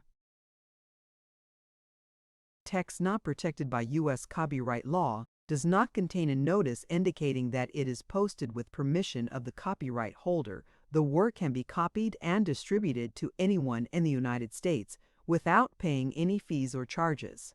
If you are redistributing or providing access to a work with the phrase Project Gutenberg associated with or appearing on the work, you must comply either with the requirements of paragraphs 1E1 through 1E17 or obtain permission for the use of the work and the Project Gutenberg trademark as set forth in paragraphs 1E1E9. 1. E-free if an individual Project Gutenberg electronic work is posted with the permission of the copyright holder, your use and distribution must comply with both paragraphs 1E.1 through 1E.7 and any additional terms imposed by the copyright holder. Additional terms will be linked to the Project Gutenberg license for all works posted with the permission of the copyright holder found at the beginning of this work. 1. E.4. Do not unlink or detach or remove the full Project Gutenberg license terms from this work or any files containing a part of this work or any other work associated with Project Gutenberg. 1. E.5. Do not copy, display, perform, distribute, or redistribute this electronic work or any part of this electronic work or while prominently displaying the sentence set forth in paragraph 1E.1 with active links or immediate access to the full terms of the Project Gutenberg license. 1E6. You may convert to and distribute this work in any binary, compressed, marked up, non-proprietary or proprietary form, including any word processing or hypertext form.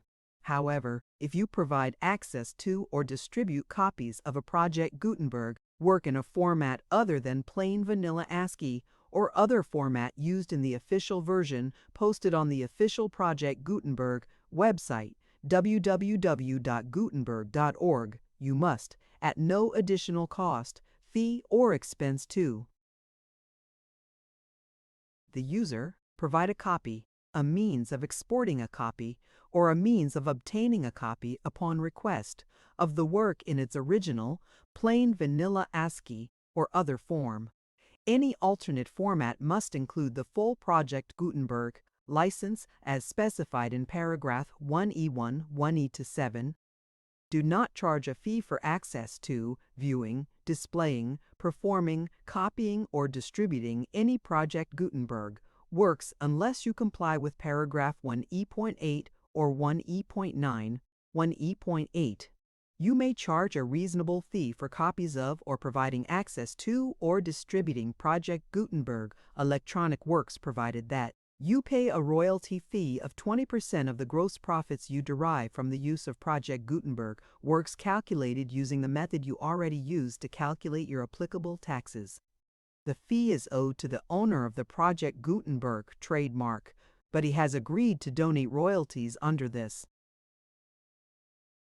paragraph to the Project Gutenberg Literary Archive Foundation. Royalty payments must be paid within 60 days following each date on which you prepare or are legally required to prepare your periodic tax returns. Royalty payments should be clearly marked as such and sent to the Project Gutenberg Literary Archive Foundation at the address specified in Section 4, Information about Donations to the Project Gutenberg Literary Archive Foundation. You provide a full refund of any money paid by a user who notifies you in writing or by email within 30 days of receipt that she does not agree to the terms of the full Project Gutenberg license. You must require such a user to return or destroy all copies of the works possessed in a physical medium and discontinue all use of and all access to other copies of Project Gutenberg works. She's provide, in accordance with paragraph 1 F.3, a full refund of any money paid for a work or a replacement copy if a defect in the electronic work is discovered and reported to you within 90 days of receipt of the work. You comply with all other terms of this agreement for free distribution of Project Gutenberg works. 1D-9. If you wish to charge a fee or distribute a Project Gutenberg electronic work or group of works on different terms than are set forth in this agreement, you must obtain permission in writing from the Project Gutenberg Literary Archive Foundation, the manager of the Project Gutenberg Dautre trademark. Contact the foundation as set forth in Section 3 below. 1. F1. Project Gutenberg volunteers and employees expend considerable effort to identify, to copyright research on, transcribe, and proofread works not protected by U.S. copyright law in creating the Project Gutenberg collection. Despite these efforts, Project Gutenberg electronic works and the medium on which they may be stored may contain defects, such as, but not limited to, incomplete, inaccurate, or corrupt data, transcription errors, a copyright or other intellectual property infringement, a defective or damaged disk or other medium, a computer virus, or computer codes that damage or cannot be read by your equipment. 1. F2. Limited warner, disclaimer of damages except for the right of replacement or refund described in paragraph 1 F43. The Project Gutenberg Literary Archive Foundation, the owner of the Project Gutenberg trademark, and any other party distributing a Project Gutenberg electronic work under this agreement disclaim all liability to you for damages, costs, and expenses, including legal fees, You agree that you have no remedies for negligence, strict liability, breach of warranty or breach of contracts except as private in paragraph 1, F3.3. You agree that the foundation, the trademark occupant, and any distributor under this agreement will not be liable to you for actual, direct, indirect financial, punitive or intable damages, even if you give most of the posital of such damage and even if you give most of the positively of committee. Limited right of rebellishment or refund. If you discover a defect in this electronic work within 90 days of receiving it, you can receive a refund of the money if any you paid for it by sending a written explanation to the person you received the work from. If you received the work on a physical medium, you must return the medium with your written explanation. The person or entity that provided you with the defective work may elect to provide a replacement copy in lieu of a refund. If you receive the work electronically, the person or entity providing it to you may choose to give you a second opportunity to receive the work electronically in lieu of a refund. If the second copy is also defective, you may demand a refund in writing without further opportunities to fix the problem. 1. F.4. Except for the limited right of replacement or refund set forth in paragraph 1.f.3, this work is provided to you as is, with no other warranties of any kind, express or impartant, including but not limited to warrantability or for speciality or for any purpose. 1 F.5. Some states do not allow disclaimers of certain implied warranties or the exclusion or limitation of certain types of damages. If any disclaimer or limitation set forth in this agreement violates the law of the state applicable to this agreement, the agreement shall be interpreted to make the maximum disclaimer or limitation permitted by the applicable state law. The invalidity or unenforceability of any provision of this agreement shall not void the remaining provisions. 1. F6. Identity, you agree to indemnify and hold the foundation, the trademark owner, any agent or employee of the foundation, anyone providing copies of Project Gutenberg electronic works in accordance with this agreement, and any volunteers associated with the production, promotion, and distribution of Project Gutenberg are electronic works, harmless from all liability, costs, and expenses, including legal fees, that arise directly or indirectly, alteration or additions or pay toward, and Section 2. Information about the mission of Project Gutenberg. Project Gutenberg is synonymous with the free distribution of electronic works in formats readable by the widest variety of computers, including obsolete, old, middle-aged, and new computers. It exists because of the efforts of hundreds of volunteers and donations from people in all walks of life. Volunteers and financial support to provide volunteers with the assistance they need are critical to reaching Project Gutenberg's goals and ensuring that the Project Gutenberg collection will remain freely available for generations to come. In 2001, the Project Gutenberg Literary Archive Foundation was created to provide a secure and permanent future for Project Gutenberg and future generations. To learn more about the Project Gutenberg Literary Archive Foundation and how your efforts and donations can help, see Sections 3 and 4 and the Foundation information page at www.gutenberg.org. Section 3. Information about the Project Gutenberg Literary Archive Foundation. The Project Gutenberg Literary Archive Foundation is a nonprofit 501(c) educational corporation organized under the laws of the state of Mississippi and granted tax-exempt status by the Internal Revenue Service. The foundation's EIN, or Federal Tax Identification Number, is 64-6N221541. Contributions to the Project Gutenberg Literary Archive Foundation are tax-deductible to the full extent permitted by U.S. federal laws and your state's laws. The Foundation's business office is located at 809 North 1500 West, Salt Lake City, UT 84116, 819 Fowles, Salt Lake City, UT 84116, 897. Email contact links and up-to-date contact information can be found at the Foundation's website and official page at www.ukunenberg.org/contact section 4. Information about donations to the Project Gutenberg Literary Archive Foundation. Project Gutenberg depends upon and cannot survive without widespread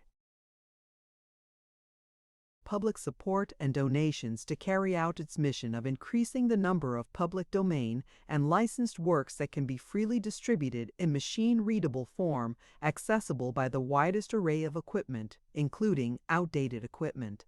Many small donations, $1 to $5,000, are particularly important to maintaining tax-exempt status with the IRS.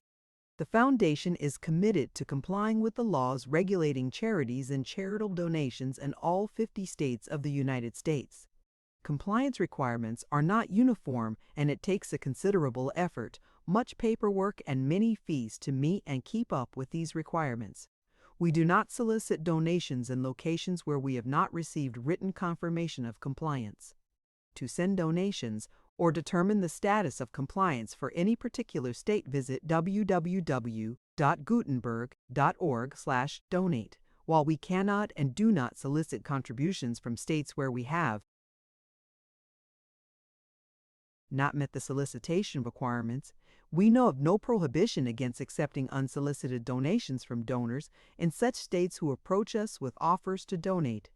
International donations are gratefully accepted, but we cannot make any statements concerning tax treatment of donations received from outside the United States. U.S. laws alone swamp our small staff. Please check the Project Gutenberg web pages for current donation methods and addresses. Donations are accepted in a number of other ways, including checks, online payments, and credit card donations. To donate, please visit www.gutenberg.org/donate. Section 5. General information about Project Gutenberg.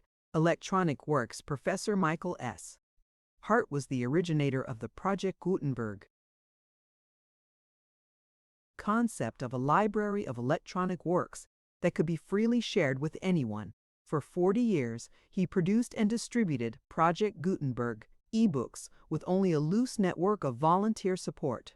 Project Gutenberg ebooks are often created from several printed editions, all of which are confirmed as not protected by copyright in the U.S. unless a copyright notice is included. Thus, we do not necessarily keep ebooks in compliance with any particular paper edition.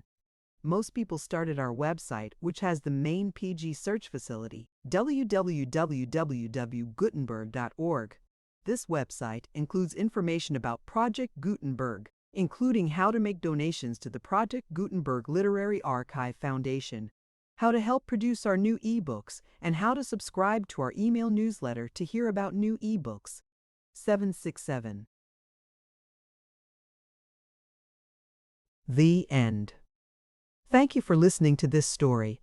I hope you enjoyed the journey, the characters, and the world they carried with them. If you enjoyed this audiobook, please subscribe to the channel and leave a comment below. Your support helps keep these stories alive and allows more timeless books to be shared with listeners around the world. Until next time, thank you for listening.